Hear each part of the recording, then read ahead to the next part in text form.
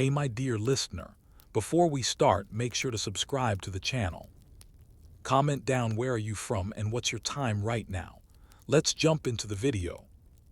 Now beginning with story 1. The first god king, Narmer and the unification of Egypt. You are standing on the banks of the Nile around 3100 BCE.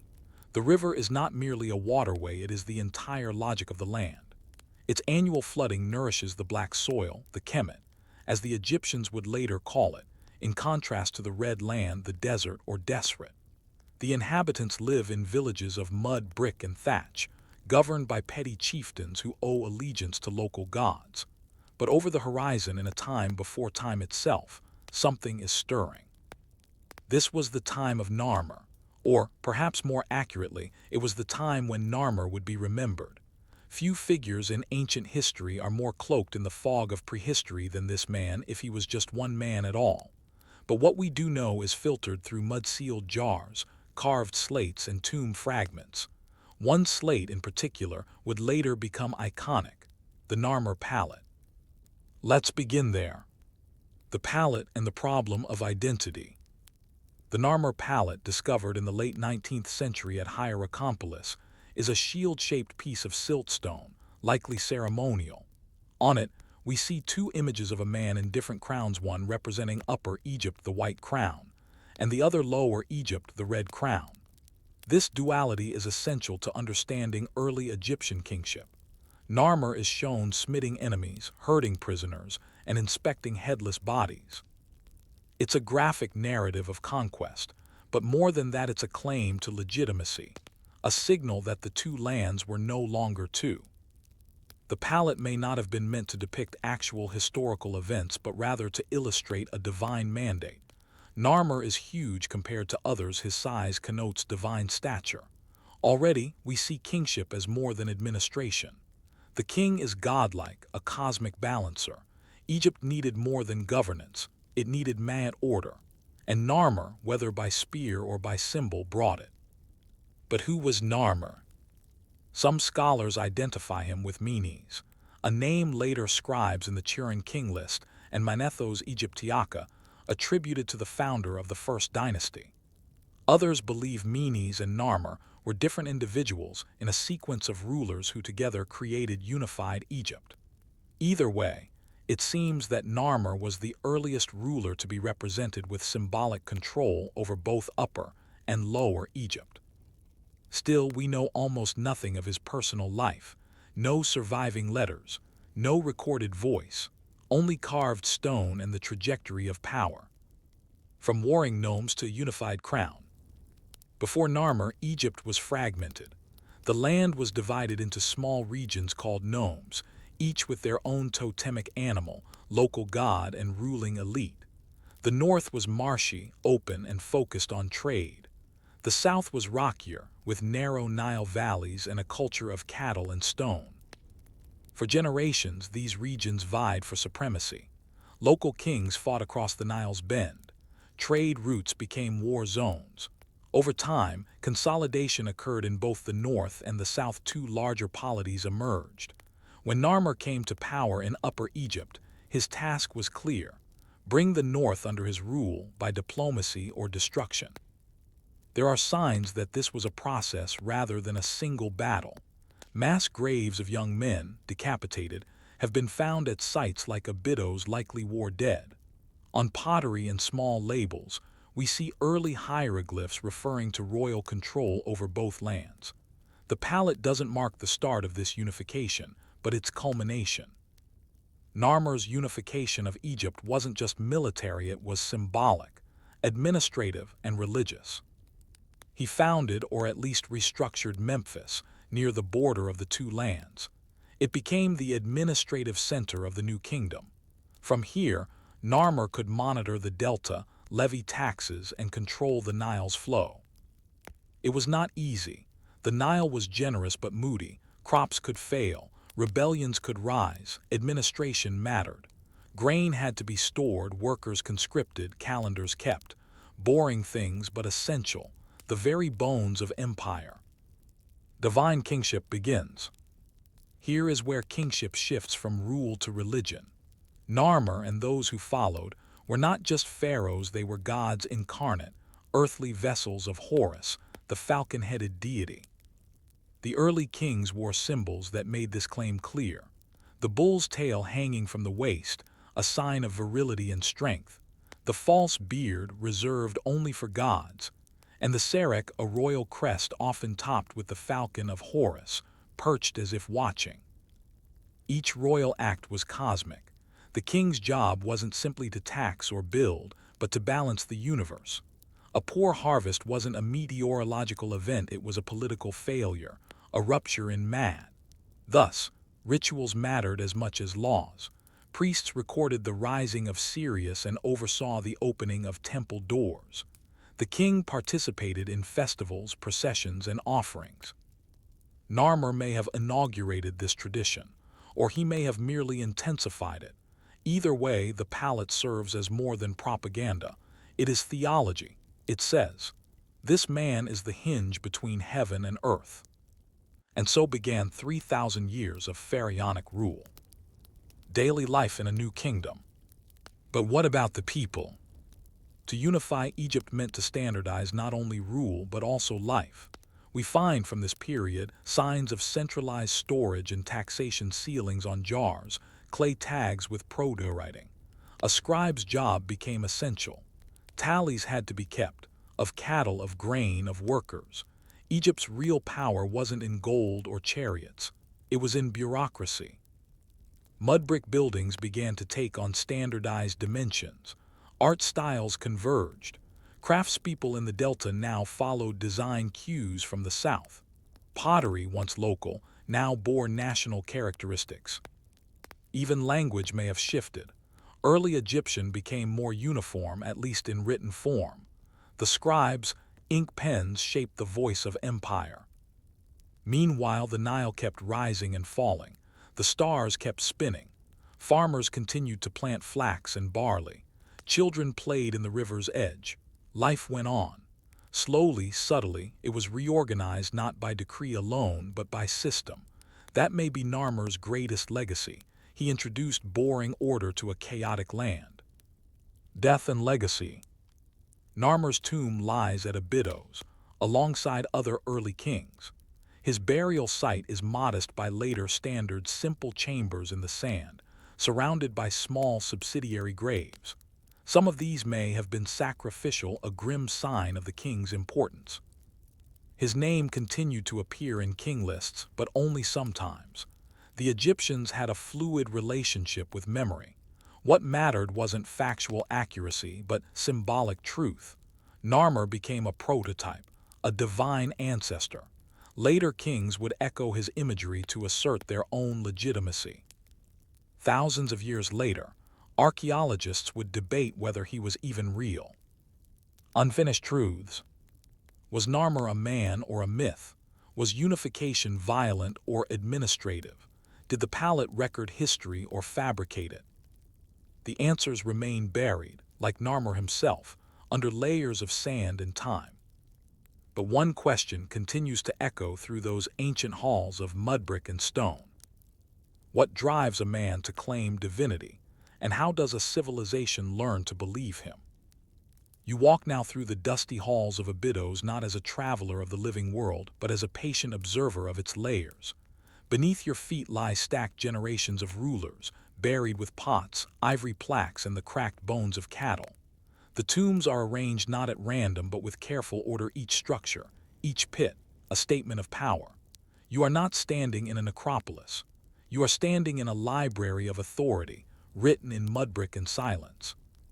Narmer, as we explored in Section 1, was not merely a unifier by force or ritual. His unification had to survive. It had to become normal. Kingship, to function, had to move beyond spectacle into structure. Now, we turn from mythic palette to the clay tags of administration, from symbolic violence to the logistics of rule. We explore the actual machine Narmer and his successors built to make the God King real. The mud seal and the pen, birth of a bureaucracy. It begins with labels. From the earliest royal tombs, Narmer's at Abydos, and nearby tombs attributed to his immediate successors we find small, often overlooked artifacts, pieces of clay, once soft, now fired by time. These seals were once pressed into containers, doors, or storage rooms. Imprinted on them are names, counts, places, and signs. This, in effect, is one of history's oldest filing systems. The clay sealings point to a revolution, not in battle but in paperwork. Narmer's regime required systematic accounting. How much grain did each region produce? How many cattle were available for sacrifice? Who had the right to work temple lands? These were not theoretical concerns. In a land where life hinged on the Nile's generosity, a missed shipment of barley could trigger starvation. The king's scribes trained in sacred signs and arithmetic carried out audits. They wrote on ostraca, scraps of pottery, wooden boards, and possibly even early papyrus. The word for scribe, sesh, would become one of the most respected titles in all of Egyptian history. To rule Egypt was to measure it. But it was not just taxation. Bureaucracy also organized labor. Construction of temples and tombs like those seen in later dynasties depended on vast workforces. These weren't slaves in chains, as often imagined, but corvée laborers, peasants conscripted during the Nile's flood season, when fields lay underwater. These men needed food, housing, tools. Their presence had to be recorded, their absences noted. In all this, we see the bureaucratic miracle of early Egypt. It made something as enormous and chaotic as an empire seem predictable. Hierakonpolis and Memphis, cities with purpose. Let us now walk through two cities. Hierakonpolis, Narmer's early seat of power, and Memphis, the city believed to have been founded by Narmer or his successors. Hierakonpolis, Nekhen, an Egyptian, was once a bustling city of temples, breweries, and elite residences. Its ritual precincts yielded artifacts such as the Narmer palette itself, as well as the scorpion mace head and the famous painted tomb of an early elite. These finds suggest a space where sacred ceremony, economic administration, and military planning overlapped. But it was Memphis that truly symbolized unity. Situated at the juncture between Upper and Lower Egypt, Memphis was ideally positioned to act as a balancing point between the two lands. According to legend, Narmer or perhaps Menes had the city constructed by diverting the Nile itself. This may not be literal, but the symbolism is powerful. The king reorders the world, even its geography. Memphis became the capital not just in name, but in logic. It was here that regional officials came to pay tribute. Temples were erected not just to one deity, but to many, especially Ptah, god of craftsmen and creation. Memphis was a city of compromise, ritual, and policy. Its construction shows us the king's priorities. To centralize power, he needed a central point not just geographically, but spiritually. He needed a capital where divinity and bureaucracy met. The role of the nome governors. To rule Egypt, Narmer could not rely on force alone. His reach had to extend down dusty canals and reed-filled tributaries to distant fields and marshes. That meant trusting others. The nomarchs, governors of the nomes, were given delegated authority. They collected taxes, organized labor, and reported to the royal court. In exchange, they gained status and privileges, often recorded in inscriptions or reflected in elaborate tombs. This relationship was uneasy. Later centuries would see nomarchs grow powerful, even rebellious. But in Narmer's time, the novelty of unification likely kept them in line. The idea of Egypt as a single entity was still forming. Regional elites, now tied to the king's success, found new incentives to obey. Yet cracks were likely present from the beginning. Evidence of local resistance is scarce, but absence of evidence is not evidence of absence. The very system Narmer built, a pyramid of loyalty, tribute, and ritual, depended on constant surveillance and renewal. And surveillance, in the ancient world, meant record-keeping. Again, we return to the boring clay labels. They were the fingerprints of a nervous monarchy, always counting, always checking. Divine rituals, cyclical time, and the Est festival. While his scribes tallied barley and cattle, Narmer also crafted a calendar of ritual design to maintain his position as both king and cosmic force.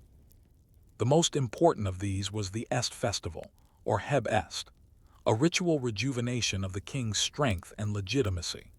Traditionally celebrated in the 30th year of a king's reign, and possibly every few years thereafter, the Est festival symbolized the pharaoh's continued capacity to rule. It involved physical demonstrations of strength, like running a ritual course, offerings to the gods, and parades of royal regalia. Reliefs from later dynasties show the king in two crowns, symbolizing Upper and Lower Egypt, seated on twin thrones or carried by symbolic beasts. Did Narmer celebrate the Est festival? We do know. His reign length is uncertain, but the concept likely dates to his era. Some early artifacts suggest ritual races or sacred enclosures. Whether or not Narmer ran the Est course, he likely laid the ideological foundation for it. This was essential because time in Egypt was not linear, it was cyclical. The year turned with the Nile. The king's power had to be renewed ritually, like the flood itself. Without it, the world risked slipping into chaos. Here we see the great insight of early Egyptian kingship. Power is not static. It must be dramatized, mythologized, and staged repeatedly. Every reign was a performance, scripted by the stars. Tum-Uge and the Shadow of Scorpion. To better understand Narmer's world, we must step even further back into Tum-Uge at Abydos, a burial site that predates Narmer by at least a century, and is often associated with a king called Scorpion I or II. Tum-Uge is one of the largest and richest tombs of the late pre-dynastic period. It contains hundreds of jars imported from Canaan, inscribed ivory tags, and even early numerals. This tomb shows that even before Narmer, elites were experimenting with administration, long-distance trade, and symbolic display. Narmer did not invent kingship from scratch. He inherited a toolkit from predecessors like Scorpion, Ka, and Ieri-Hor, kings known more by legend than record. He refined their tools, gave them form, and cemented them into ideology. So even as we talk of Narmer the Unifier, we must remember, history's great changes are often built on centuries of small shifts. The limits of unification. And yet one must ask, how unified was Egypt truly? Archaeological evidence from the Delta is fragmentary. The marshy soil has preserved less than the dry sands of Upper Egypt. Many of Narmer's inscriptions and royal symbols come from the south. In the north, we see fewer signs of submission and more evidence of ongoing local traditions. It's possible that Narmer's unification was uneven, that he conquered the north but allowed regional rulers to maintain autonomy, that he married into local elites, that trade, ritual, and mutual benefit played equal roles alongside warfare. This doesn't make his achievement less real, it makes it more complex. Unification was not a moment. It was a century-long process, a negotiation between memory and power, spear and scroll, god and grain. A dream cast in mudbrick. And so we return to Abydos, to the plain where Narmer's tomb lies among the sand and wind. His tomb was simple but symbolic. Nearby tombs held courtiers, servants, some perhaps sacrificed. The layout suggests a miniature court, replicated in death. Even in the afterlife, Narmer reigned. The gods, it was believed, continued the king's journey. The stars watched over him. Rituals were held to ensure safe passage.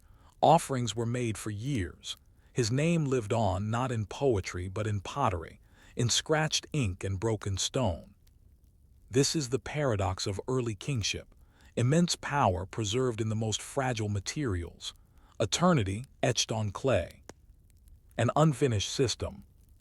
Despite Narmer's accomplishments, his administrative apparatus was still evolving.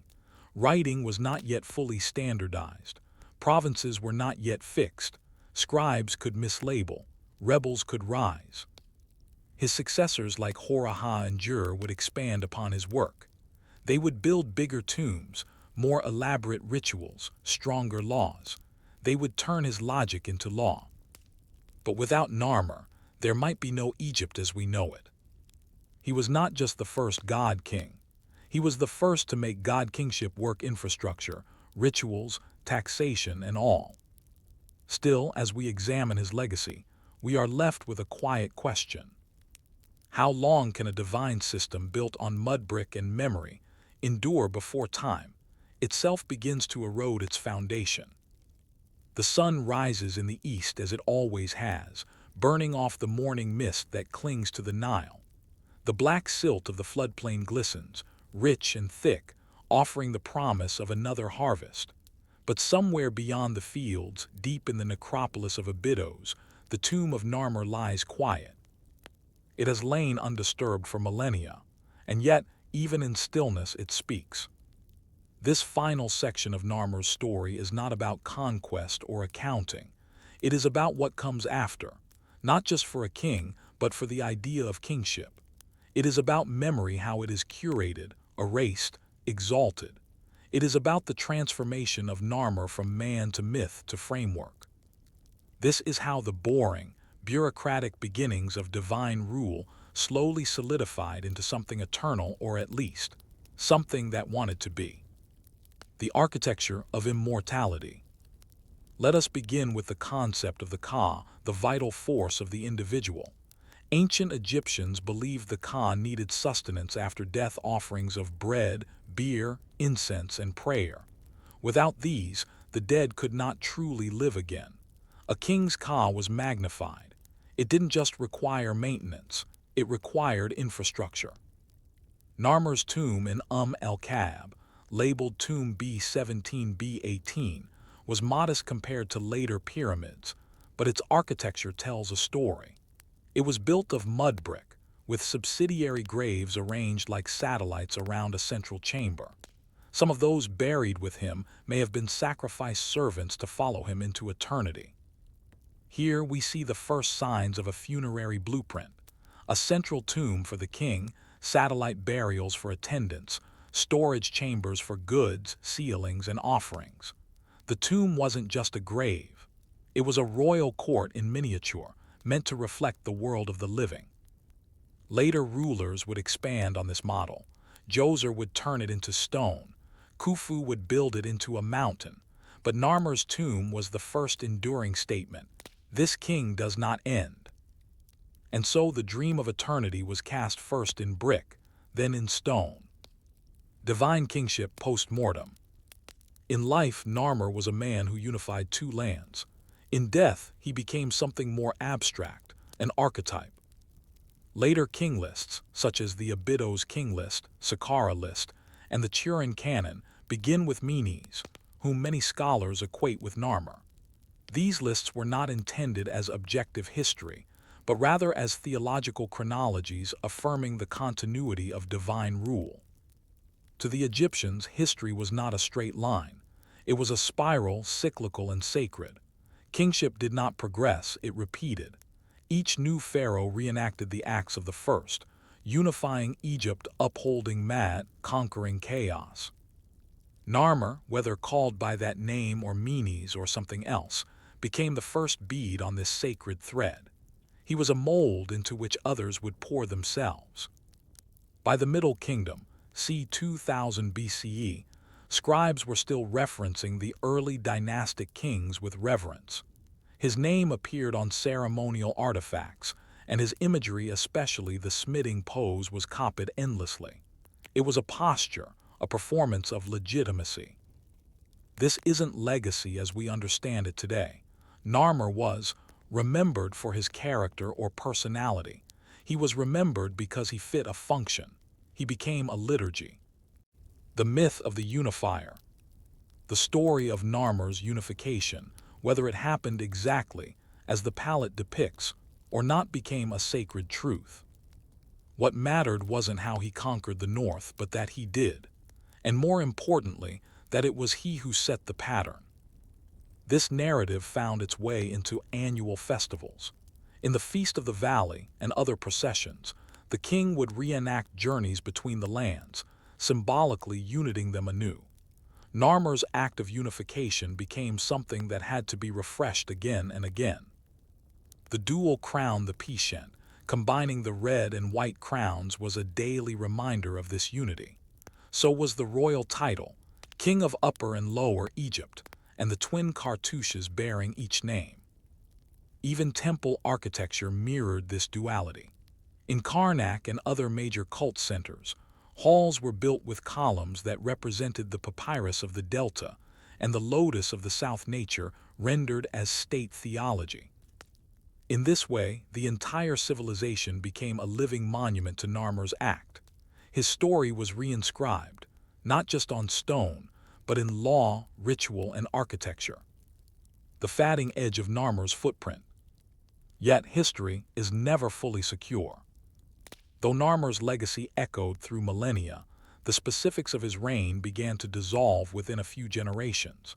His name appears less frequently in everyday inscriptions than those of his successors. By the time of Khasikhemwy, the final king of the Second Dynasty, new religious centers had emerged, new gods emphasized, and older narratives simplified. Narmer's tomb, for all its grandeur in early Egypt, eventually fell into obscurity. When it was first excavated in the 19th century, it had been reduced to rubble, eroded by time and robbed in antiquity. His name was nearly lost until archaeologists pieced together his story from palettes, ceilings, and pottery tags.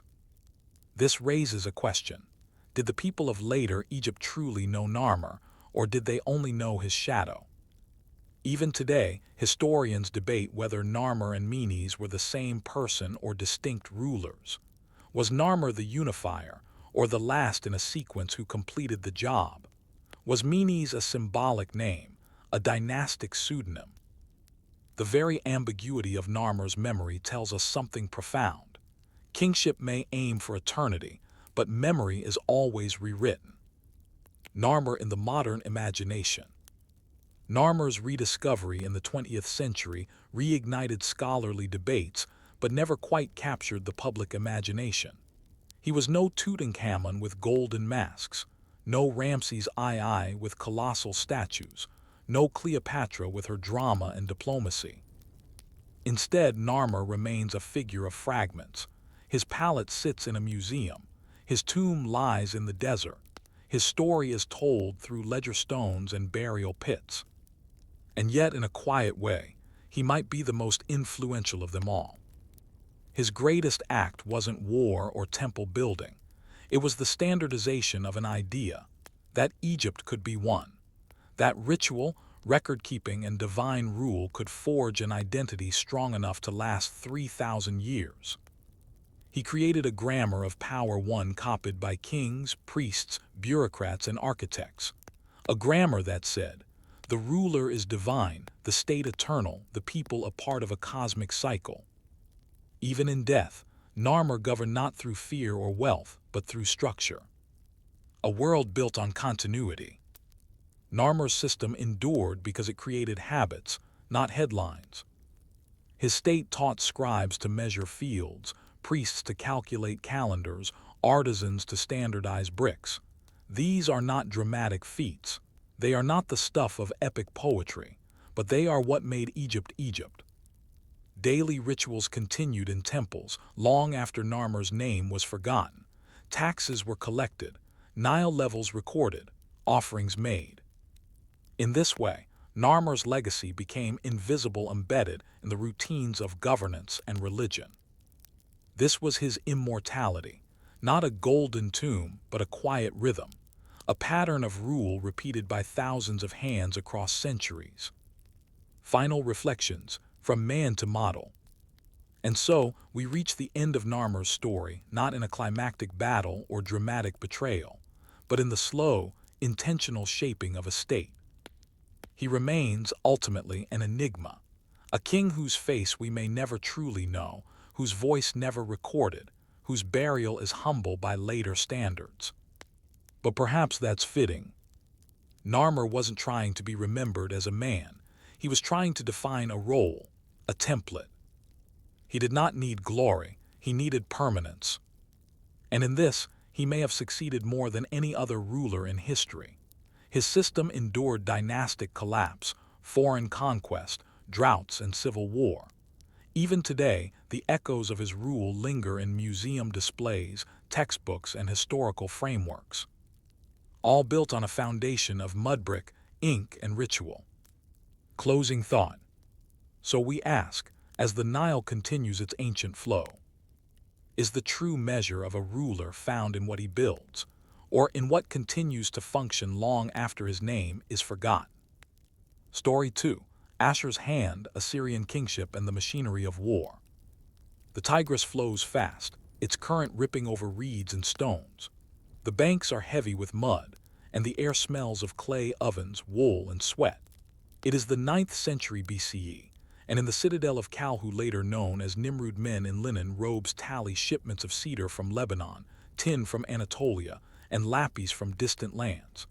Towering above them is the palace of Ashurnasirpal-II, a man not content to rule, he must dominate, inscribe, and immortalize.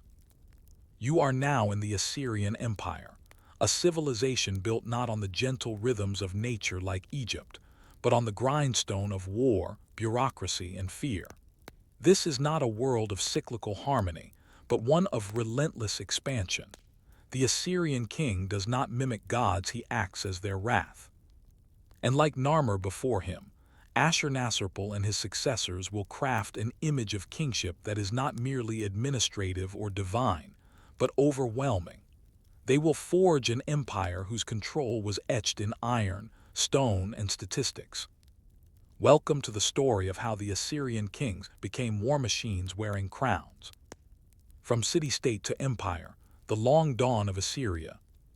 Before the Assyrian kings launched their bloody conquests, they were city rulers like many others in Mesopotamia. The early city of Ashur, founded around 2600 BCE, was a modest trade hub along the Tigris. It prospered not by war but by commerce. Its god, also named Ashur, was not initially a deity of conquest but of protection, justice, and order. But over centuries, Assyria's identity transformed. Surrounded by rivals, Babylonians to the south, Hittites to the north, Arameans to the west, Assyria grew sharper, more defensive, and eventually more aggressive. By the Middle Assyrian period, 14th–10th century BCE, kings like Adad-nirari I and Tiglath-Pileser I began campaigns to push Assyrian borders outward. These were not yet full-fledged empires, but strategic expansions. The kings left behind inscriptions boasting of victories, tribute, and loyalty, but they were still limited in scope. It was not until Ashurnasirpal-II reigned 883–859 BCE that the machine roared to life. This king, with his calculated cruelty, logistical brilliance, and love of monumental art, transformed Assyria into an empire of fear and record-keeping. Ashurnasirpal-II, founder of the imperial machine. He was not the first Assyrian king to conquer, but Ashurnasirpal-II was the first to build conquest into policy. He didn't just win battles, he reshaped the very system of rule. His military campaigns reached the Mediterranean coast, bringing an immense tribute. He moved the capital from Ashur to Kalhu, Nimrud, commissioning palaces, temples, and parks filled with exotic animals. But Ashurnasirpal's true innovation was psychological. In his inscriptions etched in stone on palace walls and boundary stelae, he describes acts of calculated brutality, impaling rebels, flaying enemies, cutting off noses and ears. These were not acts of personal sadism, they were policy. By making disobedience synonymous with horror, Ashurnasirpal ensured compliance from newly annexed regions. And to those who submitted, he offered protection, trade privileges, and infrastructure. This duality, terror and efficiency, would become the Assyrian hallmark. His most famous inscription, recorded on countless wall reliefs, ends with a chilling boast. I am Ashurnasirpal, king of the world. I destroyed, I demolished, I burned with fire. I hung their heads on trees in the midst of the city. Yet within the same city, he laid out canals, gardens, and administrative buildings. He was not just conqueror, he was planner. The logistics of conquest. Assyrian kings didn't conquer aimlessly. Every war required preparation, food, weapons, transport, and manpower. To facilitate this, they created one of the most sophisticated logistics networks of the ancient world. Roads were maintained between major cities, and relay stations provided horses and supplies for royal messengers. These messengers carried clay tablets marked with cuneiform, tightly wrapped in protective clay envelopes. Bureaucrats at both ends logged each message and its contents. Army divisions were counted and recorded. Provincial governors had quotas to fill soldiers, chariots, pack animals, and supplies. Taxes weren't just in silver but in kind: grain, timber, metal, labor. Assyrian records, especially from kings like Tiglath-Pileser III and Sargon II, show detailed accounts of troop numbers, tribute amounts, and population relocations. These weren't exaggerations for history's sake. They were working documents for governance. The Assyrian king wasn't just a warrior, he was a chief data analyst. Deportation as policy. One of the most effective tools of Assyrian imperial control was forced population transfer. When a city rebelled, its people were often not slaughtered but relocated. Entire populations were moved hundreds of miles from their homelands and resettled in distant provinces. Farmers from western Syria might be resettled in the Zagros foothills. Artisans from Babylon might be sent to Nineveh. These relocations broke ethnic bonds and local resistance, and also brought talent into the empire's core. Rather than a mosaic of independent cultures, Assyria began to form a multi-ethnic administrative state. This policy of deportation, called Galu, was meticulously recorded. Stone tablets and royal annals detail these transfers with clinical precision. I took 30,000 people from the city of Hamath and settled them in the cities of Assyria. This is not merely brutality, it is strategy, and it made the empire stronger. But it also created a system reliant on constant vigilance, movement, and fear. It was stable but never truly secure. The king as agent of Ashur. While Assyrian kings were not considered gods themselves, unlike the pharaohs, they were the supreme earthly agents of the god Ashur. This was more than religious flattery. The king's legitimacy depended on Ashur's will, and Ashur's will, according to the inscriptions, was expansion. To conquer was to serve the god. To build temples and sacrifice captives was not only policy, it was liturgy. Every military campaign was justified in terms of cosmic order. The enemies of Assyria were framed as enemies of the gods. The king, in turn, became the sword of the divine realm.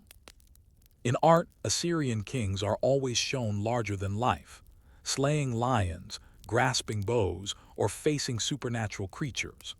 Behind them stand winged genies, possibly representing protective spirits or the king's divine favor. And above them all, the god Ashur in his winged disk eternal, watching. The line between religion and propaganda was thin, perhaps non-existent. Each new wall carving was a sermon of power. Kalhu, a capital of order. When Ashurnasirpal II relocated the capital to Kalhu, he did more than move administrative offices. He redesigned the city as a stage for kingship. The palace, now a ruin in northern Iraq, was decorated with monumental stone slabs, orthostats, each carved with detailed reliefs. They showed military victories, ritual hunts, processions of tribute bearers, and scenes of royal leisure. These images were not for public consumption. Most would have been seen only by court officials, priests, or visiting dignitaries. Their purpose was internal: to reinforce hierarchy, remind all of the king's role, and link the palace with cosmic order. Canals and gardens surrounded the palace grounds. Ashurnasirpal introduced exotic trees, imported animals, and elaborate irrigation, a performance of power over nature. Even leisure became symbolic. The famous banquet stele describes the celebration held after the palace's dedication. According to the inscription, the king hosted nearly 70,000 guests. This figure is likely exaggerated, but the point remains. The king could feed a city.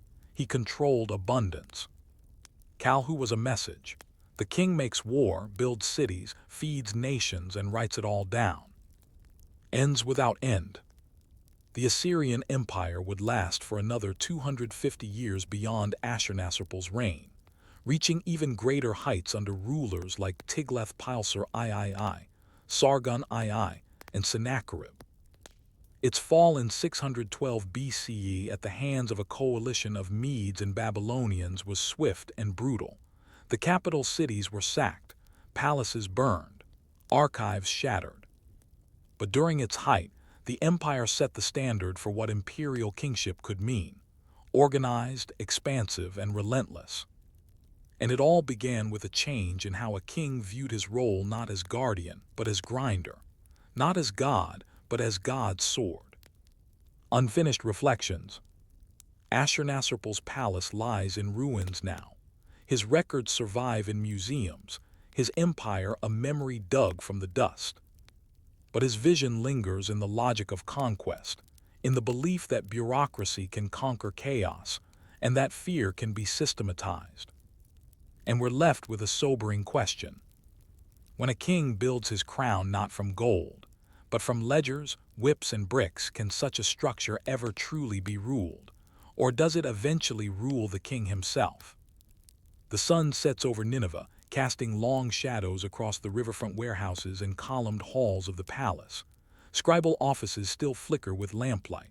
Clay tablets are stacked on reed mats, fresh from the stylus. A scribe pauses, presses his seal into damp clay, and hands the tablet to a runner. Outside, soldiers patrol with bronze-tipped spears, not just watching for enemies, but for disorder. This is not just a kingdom. This is a system. In Ashur's name, the kings of Assyria turned a violent world into a network of provinces, archives, and rituals, part war machine, part divine bureau. Where Section 1 explored how Ashurnasirpal II laid the foundations of imperial Assyrian kingship through fear, logistics, and spectacle, Section 2 enters the internal workings of that empire, its civil governance, economic organization, and the meticulous ways in which kingship was administered into existence. Now we peer deeper into the clay archives, the governor's ledgers, and the rituals of kingship itself. The administrative web, provinces, governors, and reports. The Assyrian Empire was divided into a patchwork of provinces, each under the control of a Shaknu governor. These men were appointed by the king and held enormous power: judicial, fiscal, and military. They were expected to collect taxes in silver, grain, and livestock, recruit and provision soldiers for annual campaigns, oversee local legal disputes, ensure loyalty, and suppress rebellion. Each province reported to the central bureaucracy in the capital. Reports were sent via royal courier routes, an early version of the Pony Express. This system allowed the king to maintain a near-constant flow of information from across the empire. We have recovered hundreds of administrative tablets from sites like Nineveh and Kalhu, requests for grain, legal decisions, complaints about tax burdens, personnel transfers. These are not dramatic documents, but they form the nervous system of an empire. One letter from a provincial governor reads, "To the king, my lord, I have sent 5 talents of silver and 150 soldiers as ordered. May the god Ashur guard the life of my king." Short, efficient, reverent. Even the king's correspondence had structure. Each letter began with formal blessings and titles: King of the Universe, King of the Four Quarters, and closed with prayers for health. Bureaucracy in Assyria was theological. The archive is monument. Assyria didn't build its legacy on marble statues or public forums. It built it in archives. Kings like Tiglath-Pileser III and Sargon II created vast clay libraries within their palaces. These archives contained military dispatches, diplomatic treaties, inventories of temples and granaries, astronomical records, lists of omens and dreams, royal annals and building inscriptions. The writing medium clay tablets was surprisingly durable. When fires destroyed palaces, the tablets were baked even harder. That's why so much survives today. The most famous archive, however, would come under Ashurbanipal, reigned 669–631 BCE, who created a royal library in Nineveh with over 30,000 texts, including the Epic of Gilgamesh. But even before Ashurbanipal, the record-keeping impulse was profound. Kings ordered that every building project be documented. One inscription from Sennacherib's reign brags, "I built a canal. I lined its sides with stone. I inscribed my name 900 times on its slabs." To be remembered was not enough. One had to be documented in excruciating detail. Temple economics, where gods and kings accounted together. Religion and bureaucracy fused at the temples. Every major city had temples dedicated to key deities: Ashur in Ashur, Ishtar in Arbela, Nabu in Kalhu. These temples were not just spiritual centers. They were economic hubs, employers, landholders, and accountants. Temple estates managed agricultural land worked by tenant farmers, herds of sheep and goats, craft production: pottery, textiles, metalwork, storage of grain and oil, labor assignments and rations. The temple records, often inscribed on tiny, standardized tablets, tracked everything. One such tablet might read, 3 bushels of barley, issued to Enlil Shumu, shepherd, for 3 days' labor. Another might list temple offerings. On the 12th day, 1 lamb, 3 measures of beer, and 1 jar of oil for Ishtar's feast. These are dry facts, but they illustrate a kingdom where divinity and logistics walked hand in hand. The king, as protector of the temples, ensured their smooth operation. In return, the temples legitimized the king's divine mandate. A closed loop, a God-approved bureaucracy, legal order and local governance. Justice in Assyria was harsh but organized. The king was the supreme judge, but in practice, local governors and temple elders administered the law. The legal system was codified in decrees and relied heavily on documentation. Laws covered property disputes, marriages and divorces, theft, debt and contracts, slavery and manumission, inheritance and adoption. Punishments could be severe beatings, mutilation, or death, but many cases were resolved with fines or compensation. Legal texts from Ashur and Nineveh show surprising nuance, including protections for widows and orphans. Contracts were signed in the presence of witnesses and sealed with cylinder seals. Some contracts even included escape clauses. One reads, "If the house collapses due to flood, the buyer shall be released from payment." Assyrian law was not static. It evolved over time and reflected the realities of imperial life, and it relied on scribes to function. Every legal transaction required documentation. Every dispute required testimony. Without records, there was no law. Rituals of kingship, ceremonial control. Even the rituals of the king were bureaucratized. Take, for example, the New Year festival, Akitu, held each spring. The king would participate in a series of ceremonial events. Enter the temple of the god Nabu. Remove his crown and symbols of office. Be slapped by a priest, affirming his humility. Confess his sins. Reaffirm his loyalty to the gods. Receive back the crown now divinely renewed. This was not just religious, it was political theater. a reminder that the king ruled with the gods, not above them. Other rituals included military parades, offering ceremonies before campaigns, royal hunts, symbolic dominance over nature, public building inaugurations. Each was carefully choreographed, often recorded in reliefs or inscriptions. Participation was limited, but visibility mattered. The message was simple.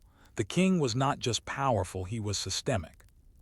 Rebellion, resistance, and surveillance. No empire runs smoothly. Assyria, despite its reach, faced frequent revolts. Some regions rebelled repeatedly, like Babylon, which had a long and proud history. Others, like the Levantan city-states, simmered with resentment.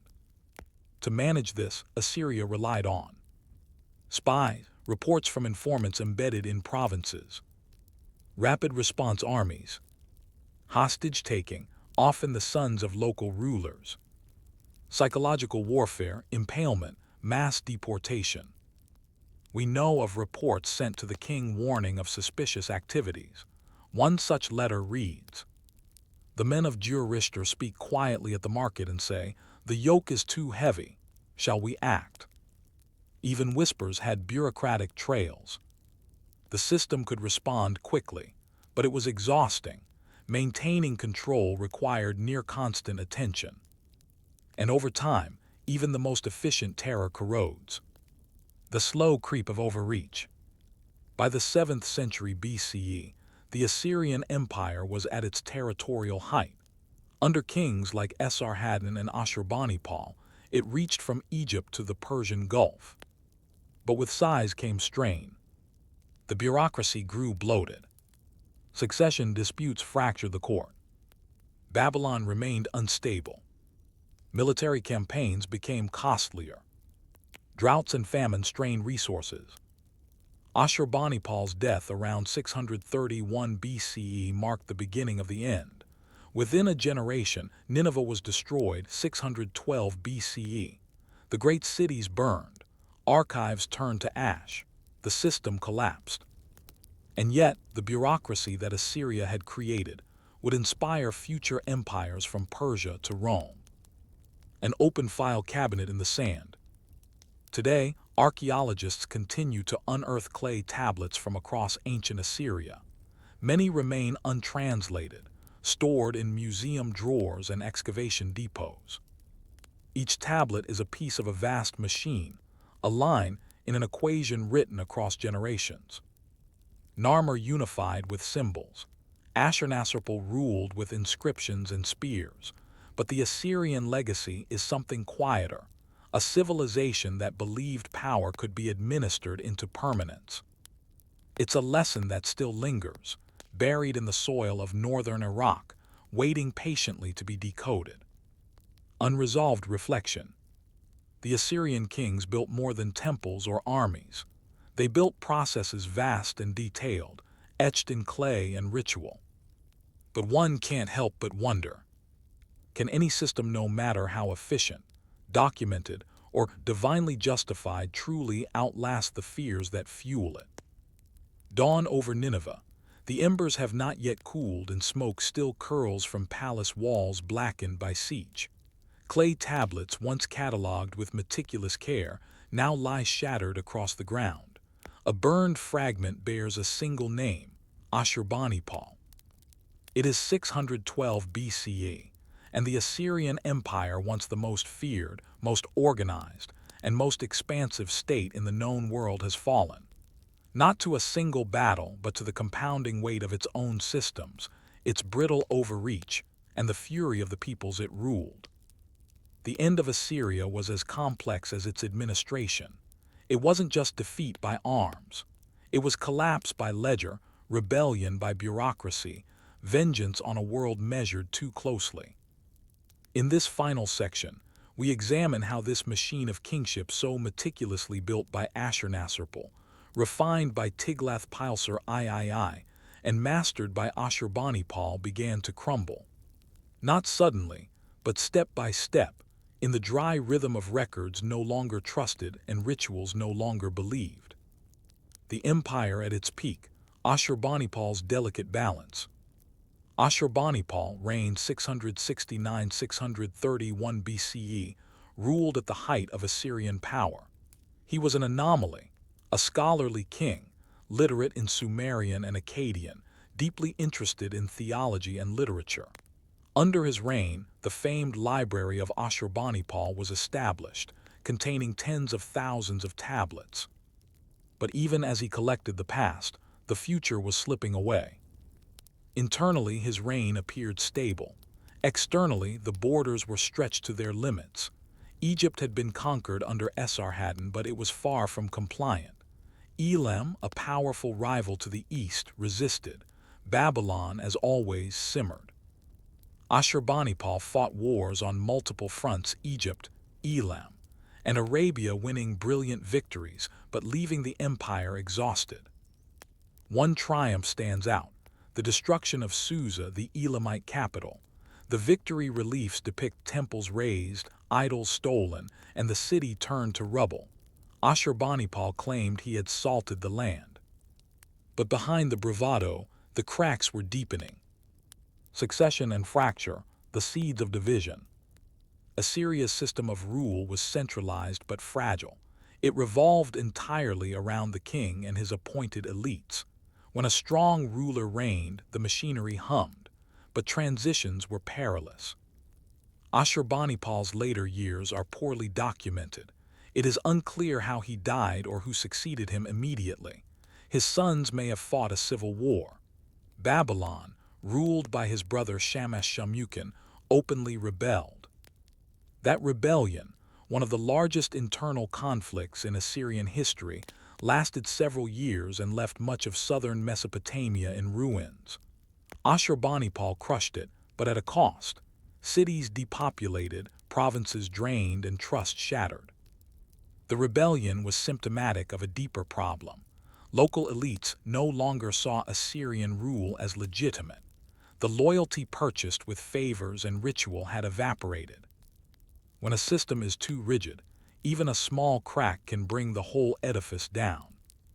Administrative overreach and economic strain. By the 7th century BCE, the Assyrian state had become a model of efficiency, but also of overregulation.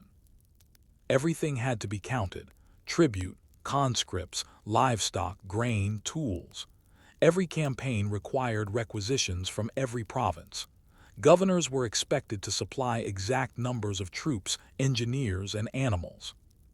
This worked for a time, but as provinces became depopulated or fell into unrest, the system began to grind. Letters from the time begin to show warning signs. The barley quota from Guzana has not been met. The scribes claim the granaries are empty. The roads are not safe. Couriers have disappeared. The governor of Arrapha does not answer. It wasn't just rebellion, it was disintegration. The lines of communication frayed. Local officials acted more independently. The king's seal carried less fear. Even temples began to fall behind in tribute. And when the gods themselves no longer received their proper offerings, what message did that send? An empire built on precision cannot tolerate uncertainty, but the world is never certain. The Babylonian-Median alliance, the revenge of the provinces. In 627 BCE, Ashurbanipal's death left the throne in dispute. His successors Ashur-redan-Ilani and Sin-shar-rishkun struggled to maintain control. Provinces broke away. Babylon once again became a rallying point for rebellion. But this time it wasn't alone. A new power had risen in the east: the Medes, a confederation of tribes in what is now western Iran. Under their king Cyaxares, they formed an alliance with the Babylonians under Nabopolassar. In 614 BCE, the Medes sacked the Assyrian city of Ashur, an unthinkable act. 2 years later, in 612 BCE, the combined armies laid siege to Nineveh. The Assyrian capital, with its palaces, libraries, and temples, fell after a prolonged and brutal assault. The city was burned. The last Assyrian king, Ashur-uballit II, fled west, holding out in Haran until 609 BCE before being finally defeated. The empire was no more. The aftermath, what remained? The fall of Assyria was not the end of Mesopotamian civilization.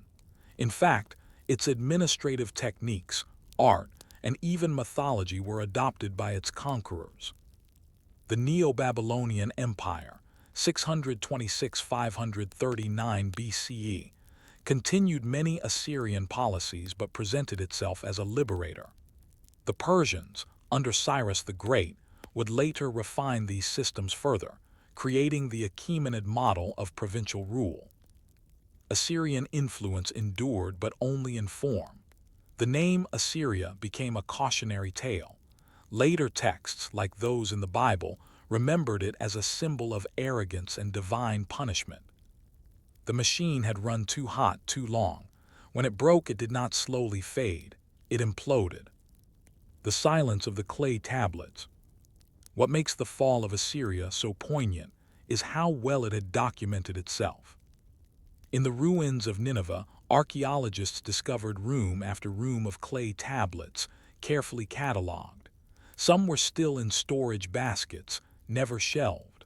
Others were burned in place yet preserved by the fire.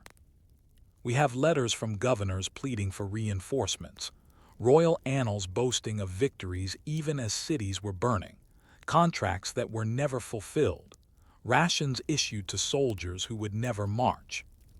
The system recorded its own collapse in real time. The scribes kept writing even as the walls cracked. It is rare in history to have such a vivid administrative record of a civilization's last breath. The final lesson of the Assyrian king. What then do we make of the Assyrian model of kingship? It was not built on charisma or inheritance alone. It was built on structure, on repeatable systems, on terror, yes, but also on tallying. Assyrian kings didn't just rule people. They managed variables, supplies, seasons, soldiers, scribes. They believed that with enough organization, any empire could endure. And for centuries it worked. But in the end, it was not invaded, it unraveled. The very systems that ensured control also made the state brittle. Every part had to function. Every province had to comply. There was no flexibility, no room for dissent, no contingency for failure. When the governors stopped reporting, when the quotas went unmet, when the rituals were ignored, the empire died before its enemies ever reached the gates. Reflection: the fragility of power. Today, the ruins of Assyria lie in modern-day Iraq and Syria.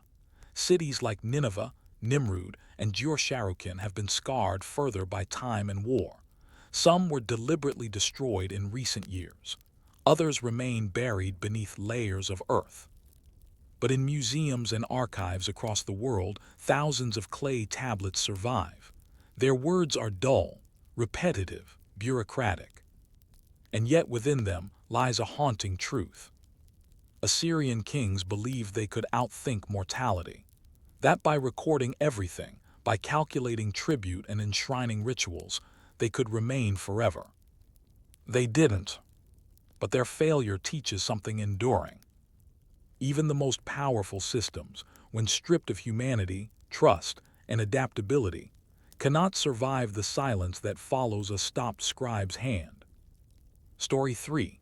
The Tomb That Spoke. Zoser Imhotep and the Pyramid of Immortality.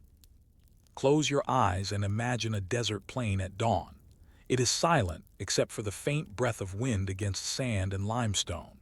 In the distance, something emerges, not a mountain, but something made to look like one, stepped, angular, reaching upward from the bare rock. This is not a natural feature.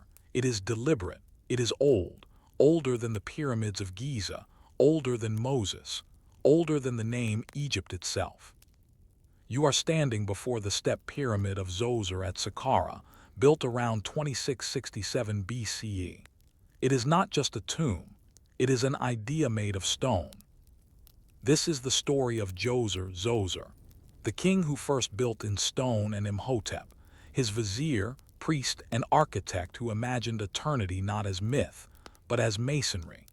Here begins the story of how kingship turned from divine authority into architectural permanence. But first, we return to quieter Egypt. The Egypt before stone. Before Zoser, Egypt's kings were buried in mastabas flat-roofed, rectangular tombs made of mud brick and lined with offerings. These structures, while impressive in scale, were perishable. They mimicked the domestic structures of the living, low, horizontal, familiar. Kings were divine in theory, but their tombs looked more like manors than monuments. Death was private, not public. The early dynastic period, dynasties I and II, had no pyramids, no lasting temples. Kingship was sacred but not yet eternal in material terms. Zoser changed that. He reigned during Egypt's third dynasty, marking the beginning of the Old Kingdom. His rule ushered in administrative centralization, architectural ambition, and a new emphasis on visible, monumental permanence. But Zoser didn't make this leap alone. He had Imhotep. Imhotep, priest, architect, physician, scribe. In most ancient stories, the architect remains nameless, but not here. Imhotep, his name means, "he who comes in peace," is one of the earliest named individuals in history to be known for intellectual achievement rather than royalty or warfare. Imhotep was a commoner by birth but a polymath by practice. He served as Zoser's vizier, the highest administrative position in the kingdom. He was also high priest of Heliopolis, chief sculptor, physician, and architect. Later Egyptian tradition deified him, associating him with wisdom and healing. The Greeks would identify him with Asclepius. But during his life, Imhotep was a designer of dreams, and his greatest was Zoser's funerary complex at Saqqara. It was here that the first pyramid took shape, not as a smooth edifice, but as a stack of mastabas, 6 in total, rising step by step like a stairway to the gods. It was new, it was deliberate, and it changed everything. The Step Pyramid Complex, a city for the dead. Let us walk the grounds. Zoser's pyramid was not a lone structure, but part of a vast complex over 15 hectares in size, enclosed by a limestone wall with 14 fake doors.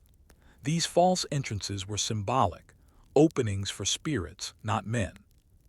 Inside were temples, courtyards, storerooms, shrines, and ceremonial halls.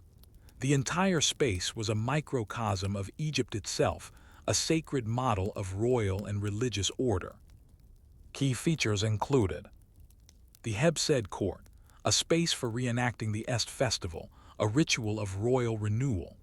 Zoser's stone court allowed him to celebrate the rite eternally, even in death. The Serdab, a sealed chamber containing a statue of Zoser, staring out through small eye holes toward the north. Through these apertures, the Ka, the vital spirit, could observe rituals and receive offerings. Colonnaded hallway, the first known stone columns fluted to mimic bundled reeds. Here, mud brick became monument, the ephemeral made eternal. Imhotep didn't just stack stone. He translated the logic of kingship into architecture.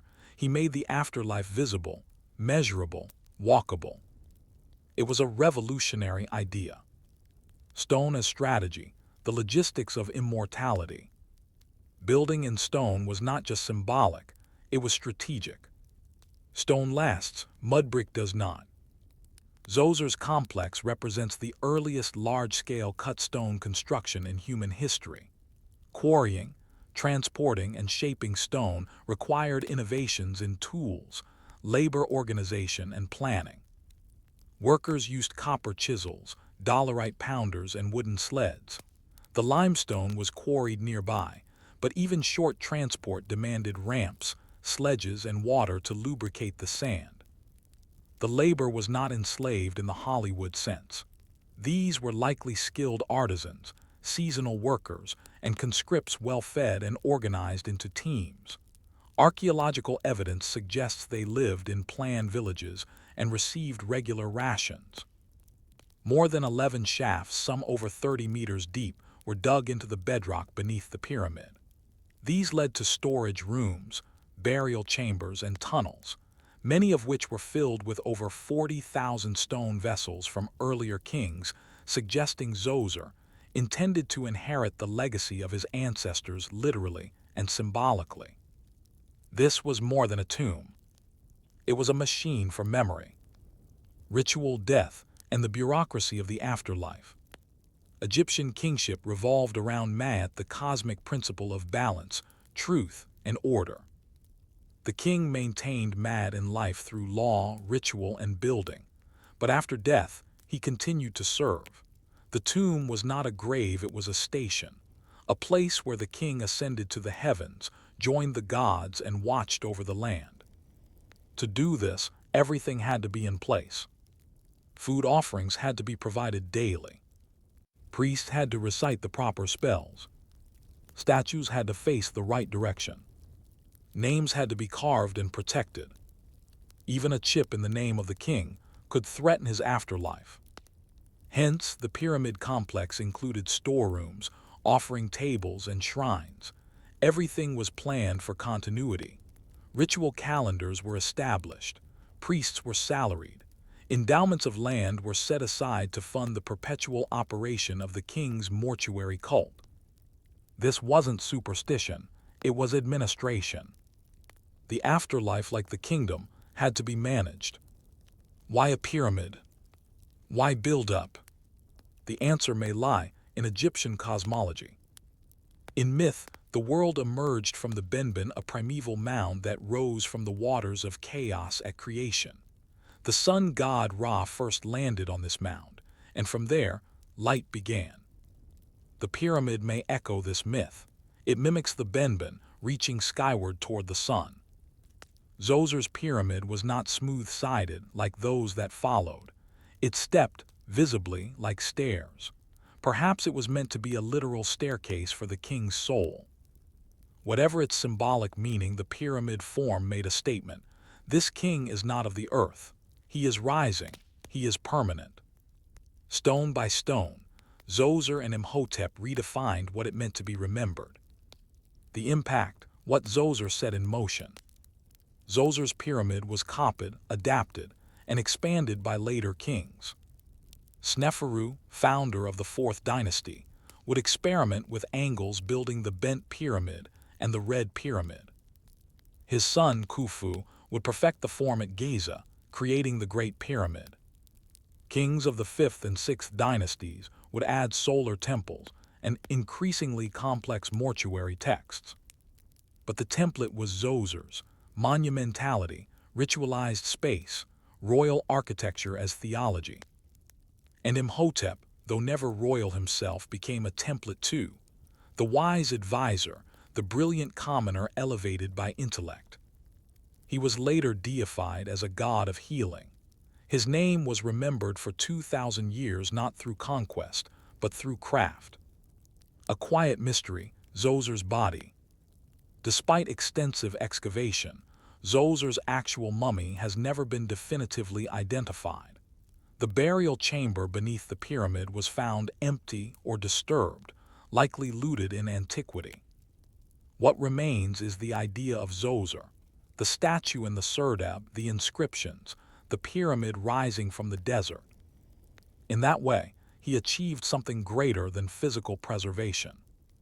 His image, ritual presence, and architectural signature endured longer than any flesh. Unresolved reflections. Zoser's pyramid still stands. Worn, weathered, and restored, it rises above the Saqqara Plateau, a quiet witness to the dawn of architecture, kingship, and recorded memory. But it leaves us with a quiet question.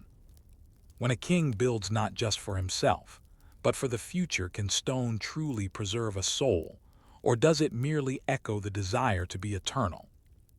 As the sun travels across the sky above Saqqara, its light cuts across the crisp edges of the step pyramid, turning old stone gold.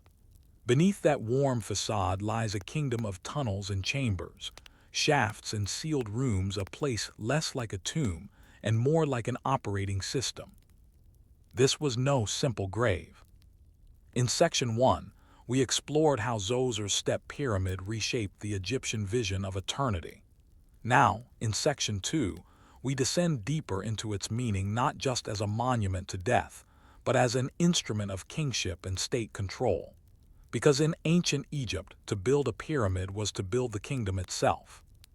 What appears to us today as simple geometry steps in limestone, silent statues, is in fact the fossilized framework of a society's values, ambitions, fears, and faiths. The step pyramid was both spiritual and structural. It managed memory, regulated ritual, and trained Egypt in the habit of order. Let us walk through the ways it made not only Djoser eternal, but Egypt itself enduring. A kingdom rehearsed in stone. The step pyramid complex is best understood not as a singular monument, but as a small, symbolic Egypt, a model of kingship in miniature. Every structure had purpose, every layout a logic. The pyramid stood at the heart, of course, but it was surrounded by sacred space. The Hebsed court, where the king's rejuvenation was reenacted in stone. Storage magazines, intended to hold offerings or symbolic goods. Chapel facades, meant for ghostly processions of priests and gods. Columns, representing papyrus reeds of Lower Egypt turned now to stone.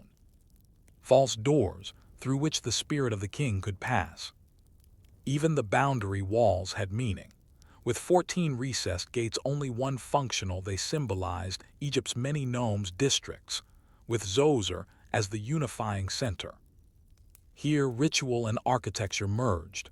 The priests who moved through the complex weren't just conducting ceremonies. They were enacting kingship, reaffirming it, rehearsing it, every day. The ritual calendar and the bureaucracy of eternity. Behind the visual splendor was something more mundane and more powerful, a schedule. The step pyramid introduced a new level of ritual consistency. Each day, week, and season had designated rites, offerings, and processions. The Ka of the king was not to be forgotten for a moment. Priests were required to perform. Daily incense burnings. Libations of water, milk, beer, and wine. Recitations of protective spells. Ceremonial washing of the king's statue. Presentation of food, arranged by specific menus. This was more than religion, it was a form of employment. The mortuary cult of Djoser required staff, priests, scribes, bakers, brewers, butchers, water carriers. Land had to be allocated to support them, taxes collected, ledgers updated. The cult of the king became a department of the state. It set a precedent. Every king after Djoser would require similar infrastructure. Every death would trigger decades, even centuries, of economic activity. To die as a king was to continue ruling through priests, cooks, and clerks. Saqqara as prototype, repetition as immortality. Djoser's complex at Saqqara became a model for centuries of pyramid construction. Each successor king in the Old Kingdom would seek to replicate and surpass it. Sneferu built the bent pyramid, adjusting the shape midway due to structural flaws. He later built the Red Pyramid, the first true smooth-sided pyramid. His son Khufu constructed the Great Pyramid at Giza, nearly 150 meters tall. Successors like Khafre and Menkaure added temples, sphinxes, and causeways. But all of them echoed Djoser's logic, eternity through engineering. They replicated the complex enclosure, the ritual architecture, the formal orientation to cardinal directions, the concept of a god-king ascending to the stars. And with each repetition, the state became more adept, more clerical, more architectural. The building of a pyramid became the training ground for Egypt's administrators, artisans, and theologians. The pyramid and the cosmos, heaven coated in limestone. The step pyramid was not just a political innovation, it was a cosmological statement. Egyptian religion envisioned the heavens as ordered, patterned, and eternal. The stars followed rules. The sun rose and set in a cycle. The Nile flooded and receded predictably, each a sign of Mad, the principle of balance. The pyramid mirrored this belief in form and function. Its shape, a rising stair, suggests the Akhit, the horizon, where the sun is reborn each day. Its layers may symbolize the sky's multiple levels, with the king ascending through them after death. Later pyramids would be aligned to the stars, especially Orion, linked to Osiris and Sirius, associated with the Nile flood and the goddess Isis. Even in its earliest form, the step pyramid reflects this ambition, to turn theology into geometry. Imhotep's architectural grammar became religious law. The invention of the archive, scribes in service to the stone. One of the lesser discussed consequences of the pyramid's creation was the formalization of record keeping. Large-scale building projects required surveys of land, quotas for stone and labor, storage of tools and food, names and ranks of workers, schedules of festivals and rites. All of this had to be recorded, and with that came the rise of the scribe, a position of immense respect in Egypt. Scribes weren't just literate. They were seen as preservers of order, masters of time. They were the memory of the state.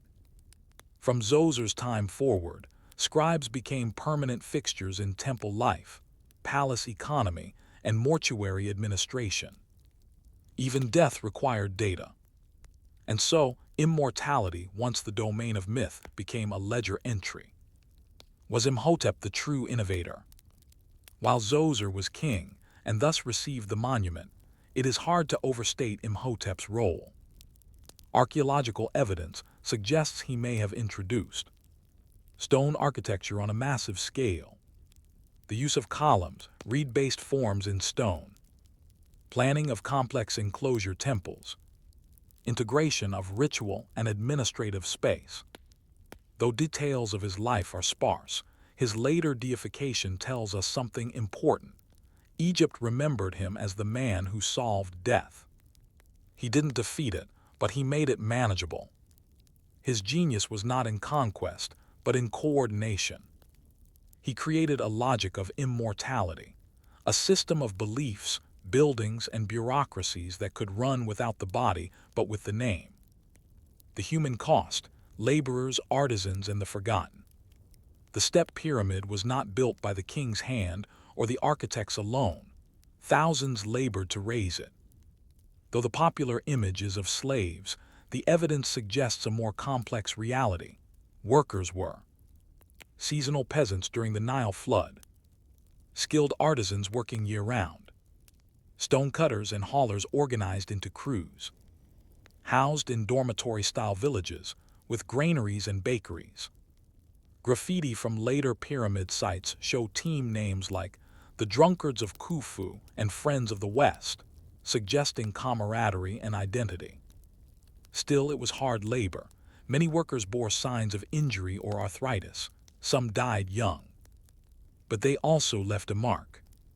Every groove in the stone, every chisel stroke, every line of hieroglyphs on the limestone blocks, each a silent contribution to Djoser's eternity. Their names are mostly lost, but their labor is not. Eternal but evolving, the pyramid's later echoes. Djoser's pyramid marked a turning point in how Egypt understood power and permanence, but it was not the final form. Over time, pyramids became larger, as in Giza, more complex with satellite pyramids, boat pits, and temples, better engineered with corbelled ceilings and air shafts, richer in text with pyramid spells and solar hymns. But they also became less frequent. By the end of the Old Kingdom, pyramid building slowed.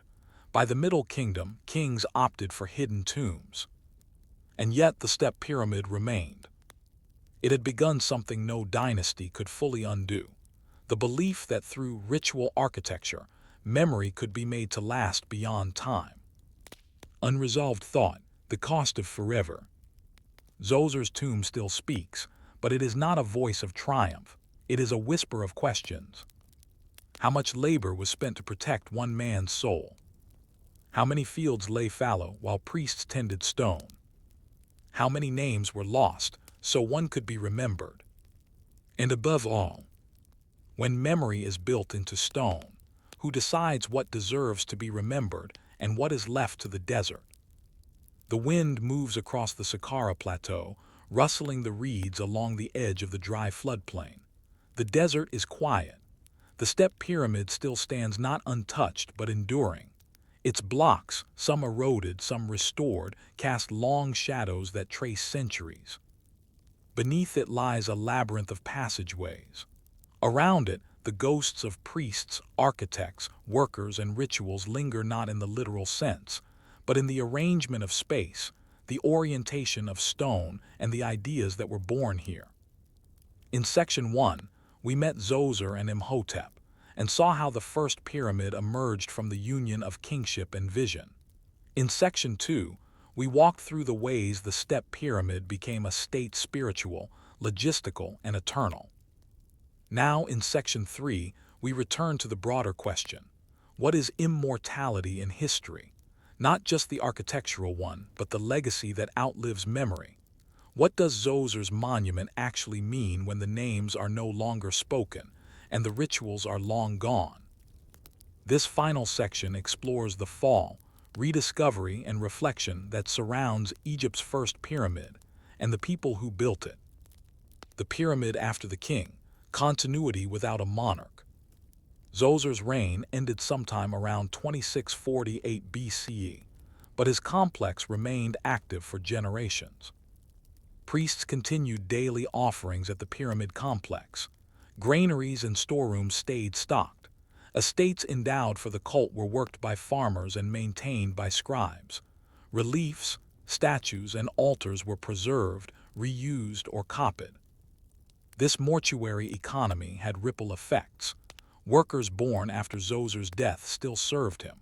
Crops harvested hundreds of kilometers away still fed his priests. Entire administrative careers unfolded within the narrow routines of a king already dead. In this way, Zoser ruled posthumously, his cult outliving his body. But permanence has limits.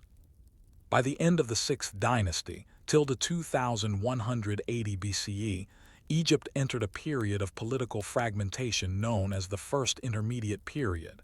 Central authority broke down. Local lords rose. The state could no longer maintain distant cults. Tombs were robbed. Priests went unpaid. Offerings ceased. Even Zoser, the great builder of eternity, was abandoned. Looting and layering, a tomb never truly sealed. By the Middle Kingdom, around 2000 BCE, the step pyramid was already a relic, still standing but no longer part of the state cult. Its chambers, once sealed, had been opened and reused. Looters had dug shafts into the burial chamber. Many of the stone vessels buried beneath were broken, rearranged, or removed. Later, during the New Kingdom, 16th–11th centuries BCE, the site was visited by pilgrims. Some left graffiti on the stone, simple prayers or dedications, etched with care. Still later in the late period, temples were built near Saqqara once again. Old structures were reused or renovated, but the memory of Zoser faded. Imhotep, now worshipped as a healing god, was honored at Saqqara, but few remembered that he had once built the pyramid. The step pyramid had become a landscape feature, ancient, impressive, but detached from identity. The tomb that once held a vision of forever had been absorbed into the landscape of time. Rediscovery, the pyramid enters modern memory. In the early 19th century, European travelers began documenting Egypt's ruins in earnest. Saqqara caught their attention, but Giza, home to the Great Pyramid, dominated imagination. It wasn't until the late 19th and early 20th centuries that Jean-Philippe Lauer, a French architect and Egyptologist, began systematic excavations at the step pyramid. Lauer spent over 70 years working at Saqqara. He cleared buried passages, mapped the layout of the complex, and uncovered the Serdab and Zoser statue. His work revealed the scale and intentionality of the structure. He realized that the step pyramid was not a primitive precursor to Giza, but a complete vision in its own right. It was not a prototype, it was a masterpiece of a different philosophy. Lauer's work restored the pyramid's place in Egyptian history. Scholars began to see it as a turning point not merely for architecture, but for statehood, ritual, and legacy. Djoser and Imhotep returned not as myths, but as models. Restoration and preservation, holding back the sand. In the 21st century, the step pyramid faced threats not from looters or neglect, but from time itself. The internal chambers were unstable due to centuries of water damage and erosion. In 1992, an earthquake caused parts of the roof to collapse. Restoration efforts began, but were delayed by political instability. Critics raised concerns about modern materials and techniques used during repairs. Still, in 2020, the step pyramid was officially reopened to the public after extensive restoration. It now stands not just as a relic, but as a curated memory, a museum piece made of sky and stone. But what does it actually mean, now that its function is lost? The pyramid as historical idea.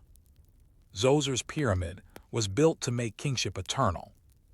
It succeeded in a way.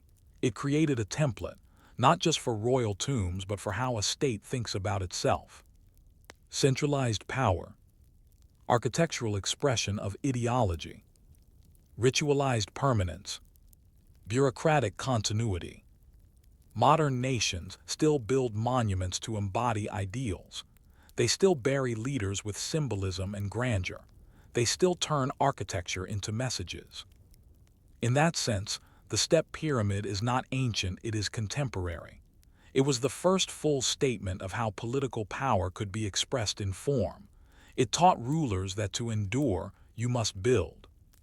But it also taught a quieter lesson, that no monument, however vast, is immune to time. Imhotep's afterlife, the mind that became a god. Imhotep, once a living man in the court of Djoser, outlived not just his king, but his own profession. By the Ptolemaic period, circa 300 BCE, Imhotep was worshipped as a god of medicine and wisdom. Temples were dedicated to him. Pilgrims left offerings in hope of healing. He was invoked in spells and prayers. The Greeks compared him to Asclepius, their own healing god. Ironically, Imhotep's afterlife had less to do with architecture than medicine. His role as a healer eclipsed his role as a builder. But his memory remained more intact than almost any other non-royal figure from ancient Egypt. His tomb, long lost, became a subject of searches and speculation. Some believe it lies near the step pyramid. Others think it was destroyed or looted in antiquity. Wherever his body lies, his ideas survive. He built a monument to someone else and became immortal for it. Lessons in legacy. Djoser, the king, was remembered because he built. Imhotep, the commoner, was remembered because he imagined. And yet, both found different routes to immortality, one through form, the other through function. Their story complicates the idea of legacy.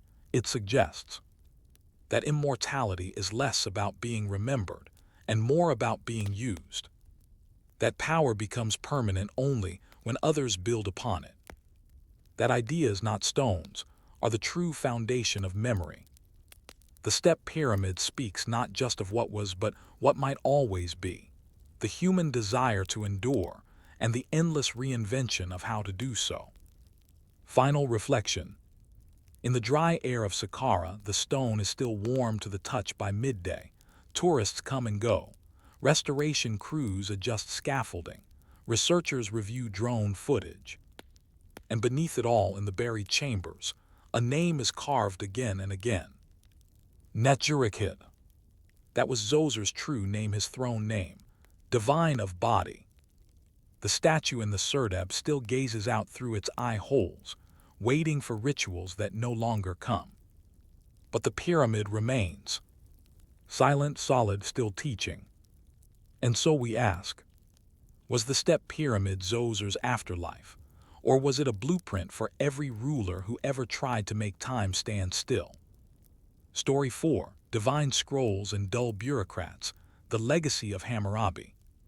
Before the steel of Rome, before the pyramids had faded, before even the Bible was written, there was Hammurabi.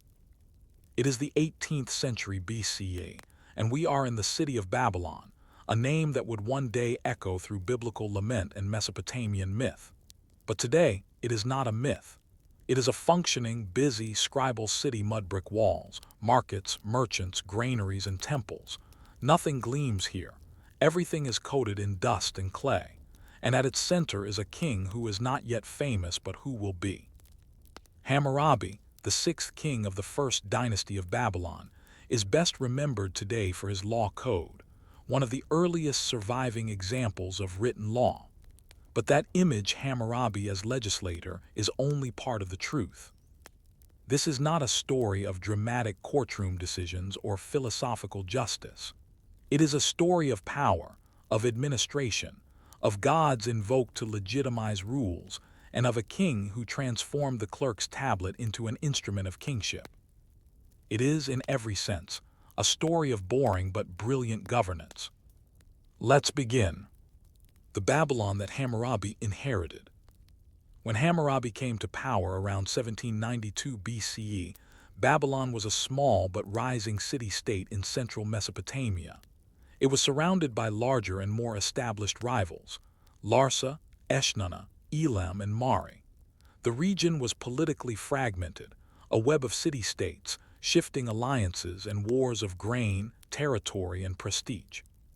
The kings of this period weren't necessarily great warriors or builders, they were managers. They relied on a cadre of scribes, temple priests, governors, and royal messengers. Ruling meant calculating grain quotas, negotiating temple land grants, monitoring irrigation canals, and adjusting taxes based on harvest reports. Babylon's infrastructure included temples that functioned as banks, landholders, and community centers. Canals essential for irrigation and trade. Work gangs organized seasonally for construction or farming.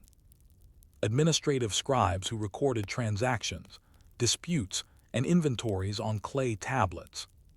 Hammurabi inherited a small state with a functioning bureaucracy, and he expanded it through diplomacy, war, and reform. But first he had to speak the language of power, divine order.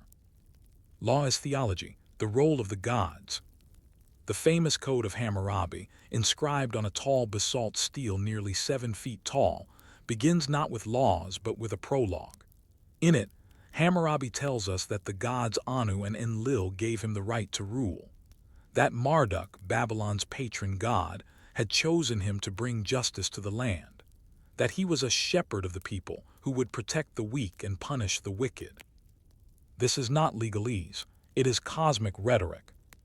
The law in Mesopotamia was not about democratic legislation. It was about divine harmony. Kings didn't invent laws, they revealed them, often through a relationship with gods, dreams, or omens. To break the law was not just to disobey the king, it was to violate the cosmic order. The code's visual artwork reinforces this. At the top of the stele, Hammurabi is shown standing before Shamash, the sun god and god of justice. Shamash hands him the rod and ring, symbols of kingship and measurement. What's critical here is that the law is shown not as a product of Hammurabi's will, but of divine delegation. And yet the king still controls its implementation. The nature of the code, conditional, not constitutional. The Code of Hammurabi is often misunderstood. It is not a complete legal code like a modern constitution. It is not even a set of fixed laws in the way Roman law would later be understood. Rather, it is a collection of case laws, nearly 300 examples of legal rulings, written in a if-then format. Examples include: if a man destroys the eye of another man, they shall destroy his eye. If a builder builds a house and it collapses and kills the owner, the builder shall be put to death. If a son strikes his father, his hand shall be cut off. These are prescriptive, not procedural. They offer judicial guidelines but not exhaustive statutes, and they differ based on social class. Penalties vary depending on whether the victim was a nobleman Awilu, a commoner Mushkinu, a slave. This is not equality before the law, it is hierarchy encoded. And yet, by formalizing these inequalities, Hammurabi could standardize expectation. Subjects would know what punishments to expect. Judges could refer to precedent. It brought clarity if not fairness. Scribes in the spread of the code. Though only one complete version of the code survives, the stele discovered in Susa, modern Iran, likely taken as war booty fragments of the code, or its influence appear across Mesopotamia. How did it spread? Through scribal training. Clay tablets found in schools show students copying legal phrases, practicing clauses, and memorizing provisions. This was how literacy functioned, not as abstract literature, but as bureaucratic repetition. Learning to read in Hammurabi's Babylon meant learning the language of the state. The code became a training text, shaping generations of scribes who would enforce contracts, write deeds, and resolve disputes. Its legacy wasn't just in punishment, it was in the quiet spread of standardization. The broader administrative machine. While the code gets the attention, Hammurabi's real brilliance lay in administration. As he expanded Babylon through conquest, eventually absorbing Larsa, Eshnunna, and Mari, he integrated new territories not by force alone, but by institutional control. His government issued letters about adjusting irrigation canals, managing grain reserves during famine, appointing or removing governors, settling boundary disputes, assigning temple duties. One tablet records a governor requesting more barley for a struggling region. Another instructs a field manager to assign oxen to a particular farming project. The tone is managerial, not royal. These were memos, not decrees. This is where Hammurabi shines not as a dramatic ruler, but as a competent executive. He didn't just build an empire, he kept it functioning. The temple as tax office. Temples in Hammurabi's Babylon were not just religious spaces, they were also economic hubs. Temple lands were leased to farmers. Temple staff oversaw livestock, measured grain, and stored tax revenues. Priests performed rituals, but they also functioned as public accountants. Hammurabi's letters reveal frequent involvement in temple economics. He reallocated temple land, monitored temple debts, and regulated offerings. In effect, the king used temples as arms of the state. Divinity, law, and taxation blurred into a single clerical process. Death, succession, and the limits of law. Hammurabi died around 1750 BCE. His son, Samswiluna, inherited a kingdom that soon began to fragment. Why? Because Hammurabi's system, while effective, had been personal. It relied heavily on his oversight, correspondence, and coordination. Without his energy and authority, the empire faltered. Rebellions rose, cities broke away. The southern region of Sumer regained independence for a time. The economy weakened. Eventually, Babylon fell to the Kassites, and Hammurabi's dynasty ended. His law survived, but his empire did not. Echoes of the code. And yet Hammurabi's name endured. His code was rediscovered by scholars in the 20th century. It became a symbol of early justice, often inaccurately invoked in popular imagination. It influenced later Near Eastern legal traditions, though not as directly as once thought. The image of Hammurabi lives on in the U.S. Supreme Court building, where he is depicted as one of the great lawgivers of history. But the true legacy lies not in justice, but in order. He showed that law could be written, taught, and used to regulate the mundane. debts, marriages, builders' liabilities. That the power of a king could lie not in battle, but in predictability. Unresolved reflection. Today, the basalt stele of Hammurabi's code stands in the Louvre. It is silent, cold, carved in cuneiform. Visitors often read the famous eye for an eye, law, and move on. But the stele is more than a relic. It is a symbol of a world where kingship meant understanding the harvest, listening to governors, and ensuring that contracts could outlive the men who made them. And so we ask, was Hammurabi's law a symbol of justice, or a tool of survival for a kingdom made of mudbrick and memory? It is midday in Babylon. The sun bakes the flat rooftops, and the streets shimmer with heat rising from sun-dried brick. But inside the shaded archives of the palace and temple, scribes are hard at work. Their hands are stained with clay dust. They copy ledgers, draft contracts, and record letters from provincial governors. This is the hidden empire of Hammurabi, not the one etched in basalt on a single stone stele, but the sprawling network of tablets, lists, and clerks that made his reign possible. In Section 1, we met Hammurabi as both king and lawgiver, focusing on the public image of divine justice and the famous code. But in Section 2, we step behind the curtain, into the quieter mechanisms of power, the correspondence, accounting, and legal practices that turned Babylon from a regional city into a bureaucratic state. This is not the story of dramatic laws or palace intrigue.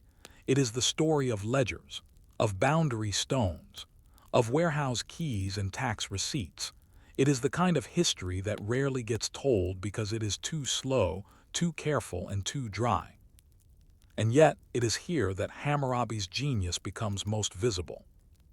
Letters from the throne, the king as correspondent-in-chief. One of the great treasures of Mesopotamian history is the survival of royal letters, clay tablets written in Akkadian cuneiform, often from the king to his officials, or between governors themselves. Hammurabi's reign is especially rich in this regard. Dozens of letters attributed to him or written on his behalf have been found in archives across Mesopotamia. These are not proclamations or speeches. They are administrative memos composed in formal but direct language. Consider this excerpt from one letter. To the governor of Larsa, the barley from the field of Enlil-Elishu must be measured again. The report does not match the expected yield. Take your scribes and investigate. In another, the workers assigned to the wall near Sippar are short by 30 men. Find replacements or report who has failed to arrive. This is the voice of the king as project manager. He is cross-referencing grain reports, tracking labor, checking the honesty of local officials. It is not glamorous, but it is effective. These letters reveal that Hammurabi maintained a tight grip on logistics. His authority didn't flow only from the gods, it flowed from data. The flow of goods, temples, warehouses, and taxes in kind. In Hammurabi's Babylon, taxes were not paid in coin, they were paid in kind. Grain, livestock, oil, textiles, metal, and labor. The state had to track all of it. Granaries stored surplus barley. Storehouses kept tools and trade goods. Temples received goods as offerings, but also redistributed them as wages or loans. Royal agents compiled inventories and adjusted quotas. Clay tablets from administrative centers list item after item, person after person. 15 goats delivered from the shepherd Idun Sin for temple consumption. 1,200 liters of barley assigned to the workmen digging the canal at Kish. Tools, 3 bronze axes, 12 hoes, 1 lost replaced by deduction. These are records, but they are also relationships. Every line reflects someone interacting with the state, a farmer, a foreman, a guard. The empire ran on accountability, and accountability required writing. The scribes, brains of the bureaucracy. No figure in Hammurabi's government was more critical or more invisible than the scribe. Scribes were trained in tablet schools, where they spent years learning to copy cuneiform signs, legal formulae, and math problems. They practiced on clay tablets that survive today, giving us a window into their curriculum. A student might be asked to copy model contracts, marriage debt lease, translate Sumerian proverbs into Akkadian, solve grain allocation problems, practice polite forms of address for royal correspondence. Once trained, scribes filled nearly every clerical role in the kingdom. Tax assessors, temple accountants, court reporters, royal secretaries, boundary surveyors. They were literate in a world where almost no one else was, and they were trusted to represent the king's will even if he never met them. Hammurabi depended on this scribal class. Without them, his system would have collapsed into rumor and fraud. Contracts, courts, and conditional justice. Though the Code of Hammurabi is famous, real legal life was far more localized and transactional. Court records and contracts show that most disputes were settled informally, often in the presence of elders or local judges. The king's name might be invoked, but he was not physically involved. A typical legal tablet might record: on the 12th day of the month, Amaramili paid 1 shekel of silver as bride price for the daughter of Nur-Sin, witnessed by Ashtam, Eluni Biliitnu. Or, the tenant farmer returns the land to the owner. He owes 20 liters of barley, unpaid from the last harvest. If he fails to pay within 10 days, the land shall be seized. Law was practical. It lived in contracts, oaths, and precedent. And yet its rituals were clear. Oaths were often sworn before gods, especially Shamash Justice or Marduk Babylon. Written contracts were sealed by cylinder seals, personal stamps that served as signatures. Disputes were recorded, and tablets archived for reference. The code was a guide, but life wrote its own rules. Border management and provincial control. As Hammurabi expanded his control over Mesopotamia, he inherited a patchwork of legal and administrative systems. Instead of replacing them wholesale, he layered Babylonian authority over local practices. This meant appointing Babylonian-friendly governors to former rival cities, allowing local temple officials to continue their rituals under royal supervision, sending inspectors and scribal auditors to review compliance, maintaining road stations and river checkpoints to monitor trade and movement. Hammurabi's success lay in blending central oversight with local autonomy. His letters reflect this. He frequently orders investigations, not punishments. He asks for clarification, not assumption. He was building not an empire of obedience, but of compliance. And compliance, unlike loyalty, can be measured. Earthquakes, famine, and the role of the king as caretaker. Ruling Babylon wasn't just about managing people. It meant responding to natural crises. The Middle Bronze Age climate was harsh. Records mention drought, failed harvests, and the need to redistribute food. To the governor of Sippar, the grain in your storehouse must be shared with the town of Jurabi. Their fields are dry. Do not delay. Other letters deal with canal maintenance. In a land dependent on irrigation, blocked canals meant death. The canal of Larsa is silted. Order 200 workers to clear it. Send a report when it flows again. This is not Hammurabi the conqueror. This is Hammurabi the caretaker. His power rested on the idea that the king ensured sustenance, that he could prevent chaos not by miracle but by memo. Decline and fragmentation. After Hammurabi's death, his son Samsuiluna inherited a massive but overextended realm. Rebellions flared almost immediately. The south, centered around Sumer and the city of Ur, rebelled and declared independence. The eastern regions resisted Babylonian control. The Elamites to the east raided weakened border cities. Without Hammurabi's strong administrative hand, the bureaucracy could not contain dissent. Within a few generations, the dynasty collapsed, and Babylon was ruled by foreign Kassite kings. The code was forgotten, the archives fell silent, but the ideas remained. The afterlife of the code.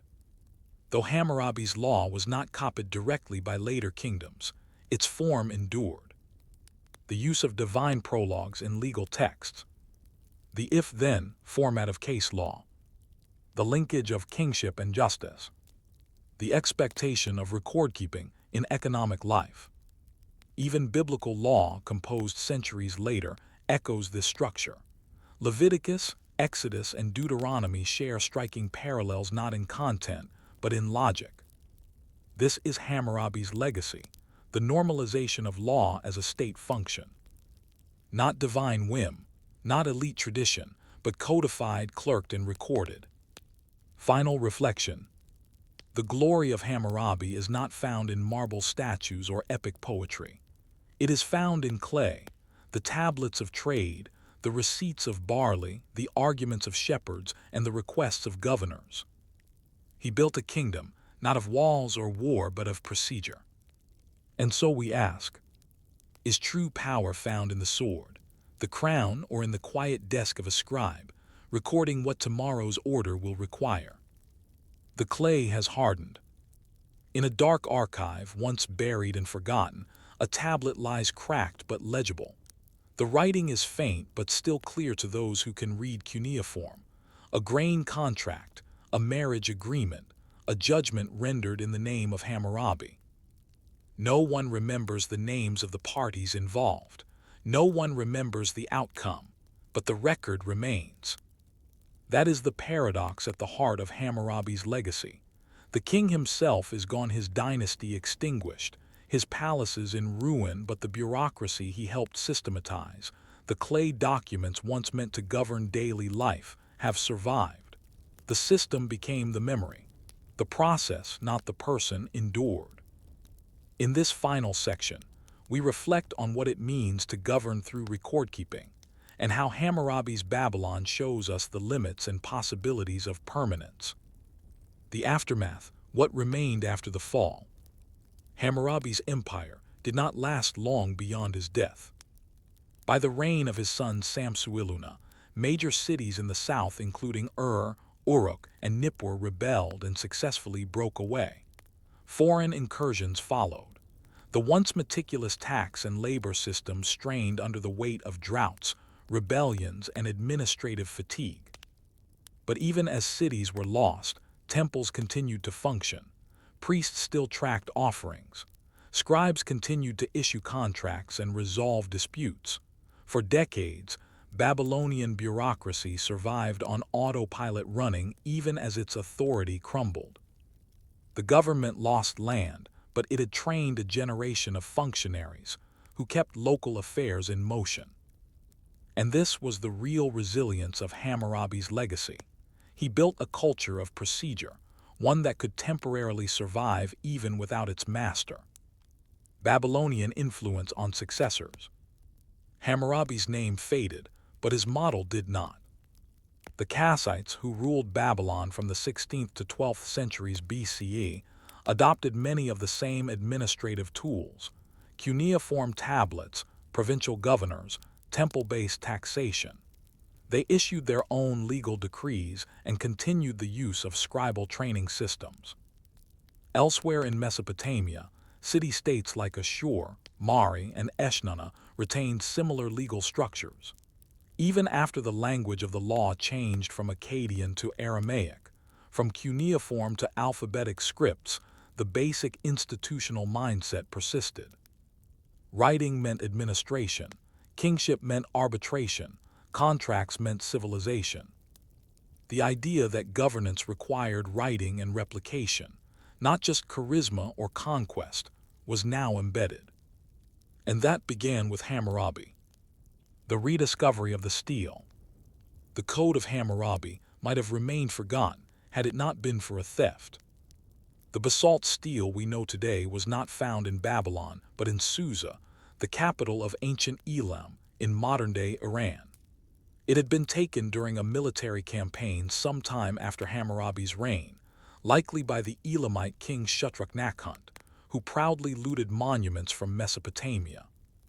There it remained, buried in rubble until 1901, when French archaeologists discovered it during excavations. It was one of the great finds of ancient history. Etched with 282 legal cases, framed by a prologue and epilogue exalting Hammurabi's divine mission, the stele became an immediate sensation. Scholars recognized its importance not as a flawless legal system, but as a window into the institutional mind of early civilization. It now stands in the Louvre Museum, a black pillar inscribed with destiny. The symbolic power of the code. In modern times, Hammurabi's code has been invoked repeatedly. In textbooks, as the first written law, often alongside ancient Egypt and the Ten Commandments. In courthouses, including the U.S. Supreme Court building, where a frieze features Hammurabi among lawgivers of history. In popular imagination, as a symbol of justice, particularly the idea of an eye for an eye. But these uses are often misunderstandings. The code was not universal, it was class-based. It was not necessarily enforced as written, it functioned more as idealized precedent than statute. Still, it gave us something profound, the image of justice as written, replicable, and impersonal. In a world of kings, Hammurabi introduced the idea that law could outlast the ruler. The lives recorded in clay. Beyond the famous laws and proclamations, the most striking aspect of Hammurabi's Babylon lies in the ordinary records. Thousands of tablets, most unread by the public, most ignored even by historians, reveal the lives of people who never imagined their words would endure for 4,000 years. A father promises his daughter in marriage and agrees to provide a dowry of oil and wool. A farmer disputes the boundary of his leased land and calls on neighbors to testify. A scribe records the monthly salary of temple workers, 1 shekel of silver, 30 liters of barley, 2 fish. There is no poetry here, just routine. And yet, it is precisely this routine that reveals the strength of Hammurabi's administration. It made memory ordinary. The people of Babylon did not rely on legend. They relied on documentation. They lived by the rule that what was written was what mattered. The decline of the system. Despite its initial success, Hammurabi's system was inherently vulnerable. It depended heavily on centralized oversight. It assumed regular communication between provinces and the capital. It required cooperation from a literate elite, scribes, priests, and governors. And most of all, it required stability in agriculture, labor, and water. When any of these faltered, as they did during droughts or uprisings, the system became brittle.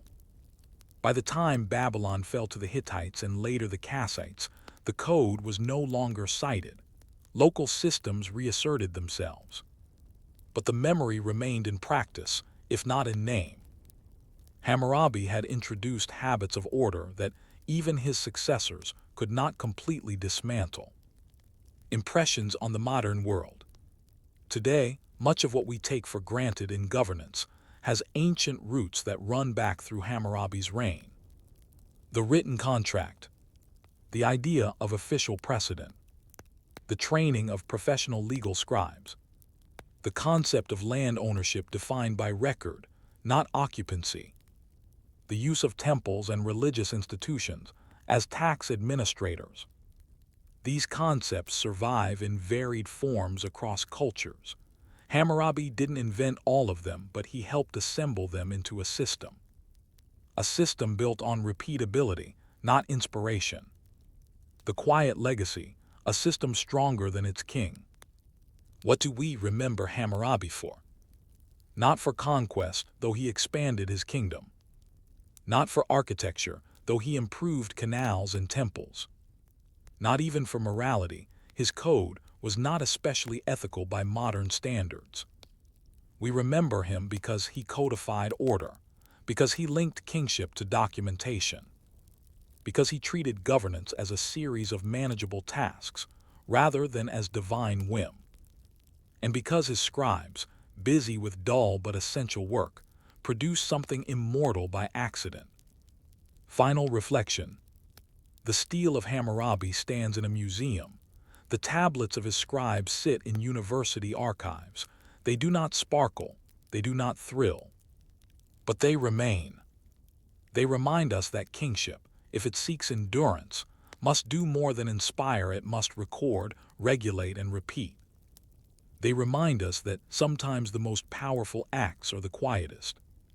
Not a battle, not a speech, but a grain report, carefully sealed, tucked into a storeroom and left to dry. So we ask, at the end of Hammurabi's long clerical shadow, is it possible that the truest form of immortality lies not in being remembered, but in creating something that no one notices until it survives everything else? Story 5. Akhenaten's Heresy, the Pharaoh who rewrote the gods. The desert hush is broken by sandals scraping on limestone. A line of priests and workers ascend toward a temple not shaded by towering pylons or wrapped in the cool gloom of incense and mystery. This temple has no roof. Its walls are short, and its altars are exposed to the burning sun. Overhead, the disk of the Aten shines.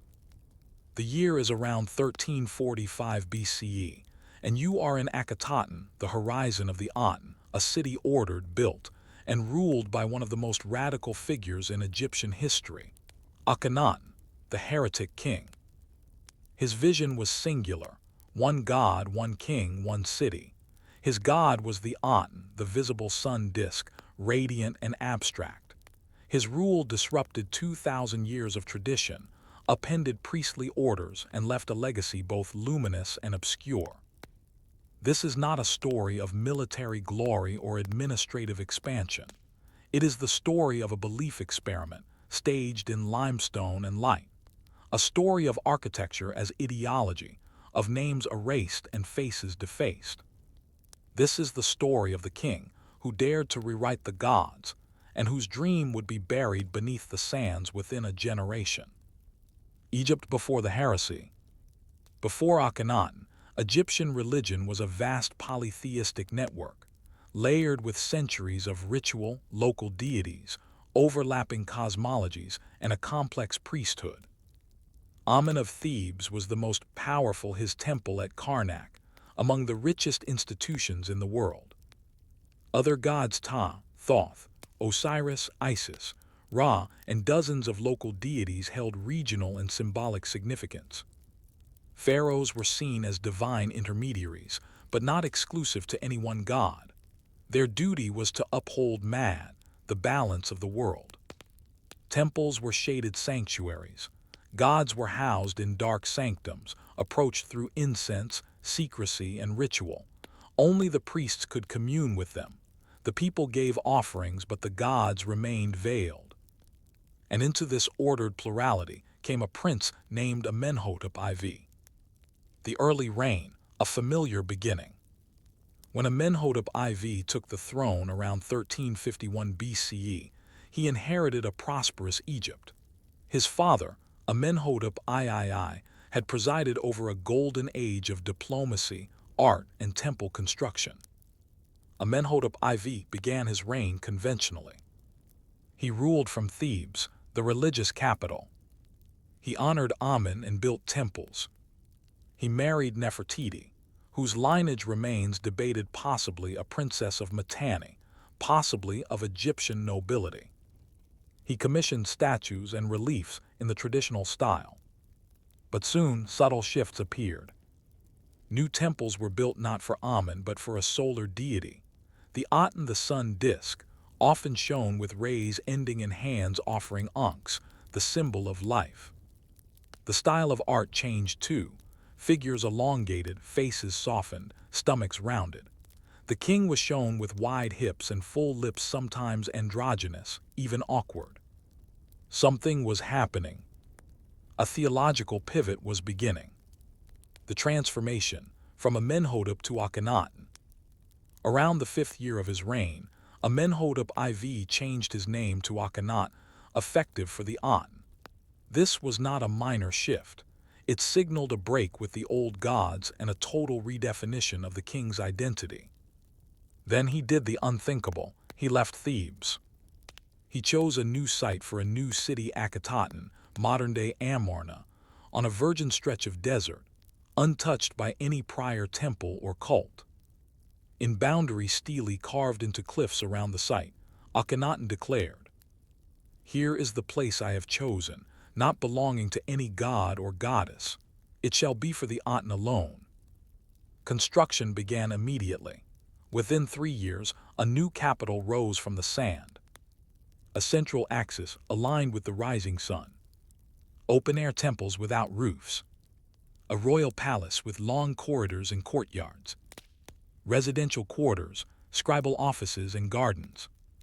Workshops for artisans, including the famous sculptor Thutmose. Akhetaten was not just a capital. It was a stage for a new religious and political order. The Aten, a god without image. The Aten had existed before Akhenaten as a form of the sun god Ra, but it had always been one aspect among many. Akhenaten made it exclusive, supreme. The Aten was not a deity with a face or personality. It had no myth, no birth, no consort.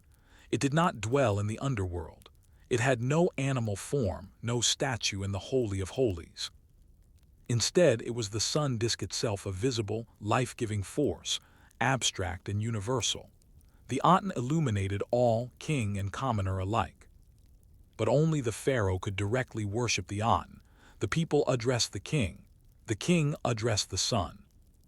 This was not monotheism as modern religions define it, but it was a clear monolatry, the elevation of one god above all others. It was also a theological revolution with political consequences. Politics disguised as theology. Why would Akhenaten make such a drastic change? Historians still debate his motives, but several practical factors likely played a role. Power struggle with the priesthood of Amen. The Temple of Amen at Thebes was immensely wealthy and politically powerful. Its high priests rivaled royal authority. By creating a new god without a priesthood, Akhenaten consolidated power. Centralization of worship through the king. By positioning himself as the sole intercessor with the Aten, Akhenaten became not just king, but priest and prophet. This blurred the line between state and theology. A search for simplicity or purity. Some scholars suggest Akhenaten was reacting to the complexity of Egyptian religion, seeking a more direct relationship with the divine.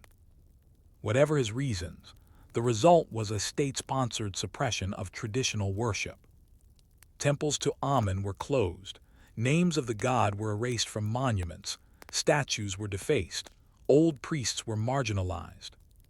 The king, once first among worshippers, had become the only worshipper who mattered. The art of the Aten, realism and ritual. Akhenaten's artistic revolution paralleled his religious one. In reliefs from Amarna we see the royal family depicted with exaggerated features, sloping foreheads, long faces, narrow eyes, protruding bellies. Intimate domestic scenes, Akhenaten kissing his daughters, Nefertiti playing with children. The Aten shining overhead, its rays touching the king and queen with tiny hands. This was unprecedented. Egyptian art had always been formal, idealized, timeless, but Amarna art was personal, fluid, and focused on the royal household. It reflected the theology. The Aten's light shines only on the royal family, who serve as the exclusive conduit for divine blessing. Even architecture reflected these changes. No tall obelisks, no massive columns. No inner sanctums, no hidden icons. Everything open to the sky, bathed in sunlight. The line between theology, politics, and aesthetics had disappeared. The people of Amarna, daily life in a new city. Despite its radical ideals, Amarna was a functioning city. Archaeological evidence shows street grid, workshops, bakeries, and warehouses. Elite villas with private shrines and wall paintings. Worker villages, likely housing laborers, artisans, and guards. Letters, known as the Amarna letters, sent between Egypt and other powers of the ancient Near East, inscribed on clay tablets in Akkadian. These letters reveal that foreign policy continued, even as internal theology shifted. Akhenaten negotiated with kings of Mitanni, Assyria, and Babylonia, requesting gold, daughters, and loyalty. He may have been a radical, but he still ran a kingdom. Life in Amarna was short and hard. Skeletal remains show evidence of malnutrition, child mortality, and injury. Many citizens were moved here abruptly, likely relocated from Thebes and Memphis. The city was ideological, but also practical. It needed water, grain, laborers, and scribes. Even revolutions require administrators. Unfinished vision. Akhenaten ruled for 17 years. He was buried likely at Amarna, though his tomb remains disputed. His son, Tutankhamun, would soon return Egypt to the old gods, change his name to Tutankhamun, and abandon Akhetaten. The city would be vacated, its temples dismantled, its stones recycled. The name of Akhenaten would be struck from the king lists, his images destroyed, his god forgotten. But in the still-standing Talatat blocks, the sun still glints at the right angle. A few faint rays remain. And with them a question. What happens when a king builds a god and the god is not remembered, but the architecture is? It is early morning in Akhetaten. The eastern cliffs are glowing red, and from the temple's open courtyard, the golden disk of the sun rises into view. A priest begins a hymn not to a hidden god cloaked in shadow, but to a radiant one, visible to all, the Aten. This is the heart of Akhenaten's revolution, a god without a face, a temple without a roof, a priesthood without intermediaries, and a king who has placed himself at the center of it all. In Section 1, we explored Akhenaten's early reforms and the founding of his capital city, Akhetaten. Now, in Section 2, we enter deeper into the city's ideology, how the Aten's worship functioned, how it impacted politics and art, and how life under the sun exposed fractures in a world once ruled by shadows. This is the theology of control, staged in stone and ceremony. The hymn to the Aten, divine radiance made verse. One of the most important sources for Akhenaten's religious views is the so-called Great Hymn to the Aten, inscribed in the tomb of his courtier Aya. It begins, "You appear beautiful in the horizon of the sky, O living Aten, the beginning of life," and continues, "You are the one who creates the seed in women, who makes the fluid into man, who nourishes the son in his mother's womb." The hymn emphasizes several key ideas. The Aten is the source of all life, not just human but also animal and plant. The Aten is universally accessible, its light falls on everyone. The king, however, is the only one capable of understanding and properly venerating the Aten. The hymn praises the Aten not for mythic battles or personal intervention, but for its order, constancy, and generative power. Unlike earlier gods who had stories and shrines, the Aten was impersonal but omnipresent. The only way to worship it properly, through Akhenaten.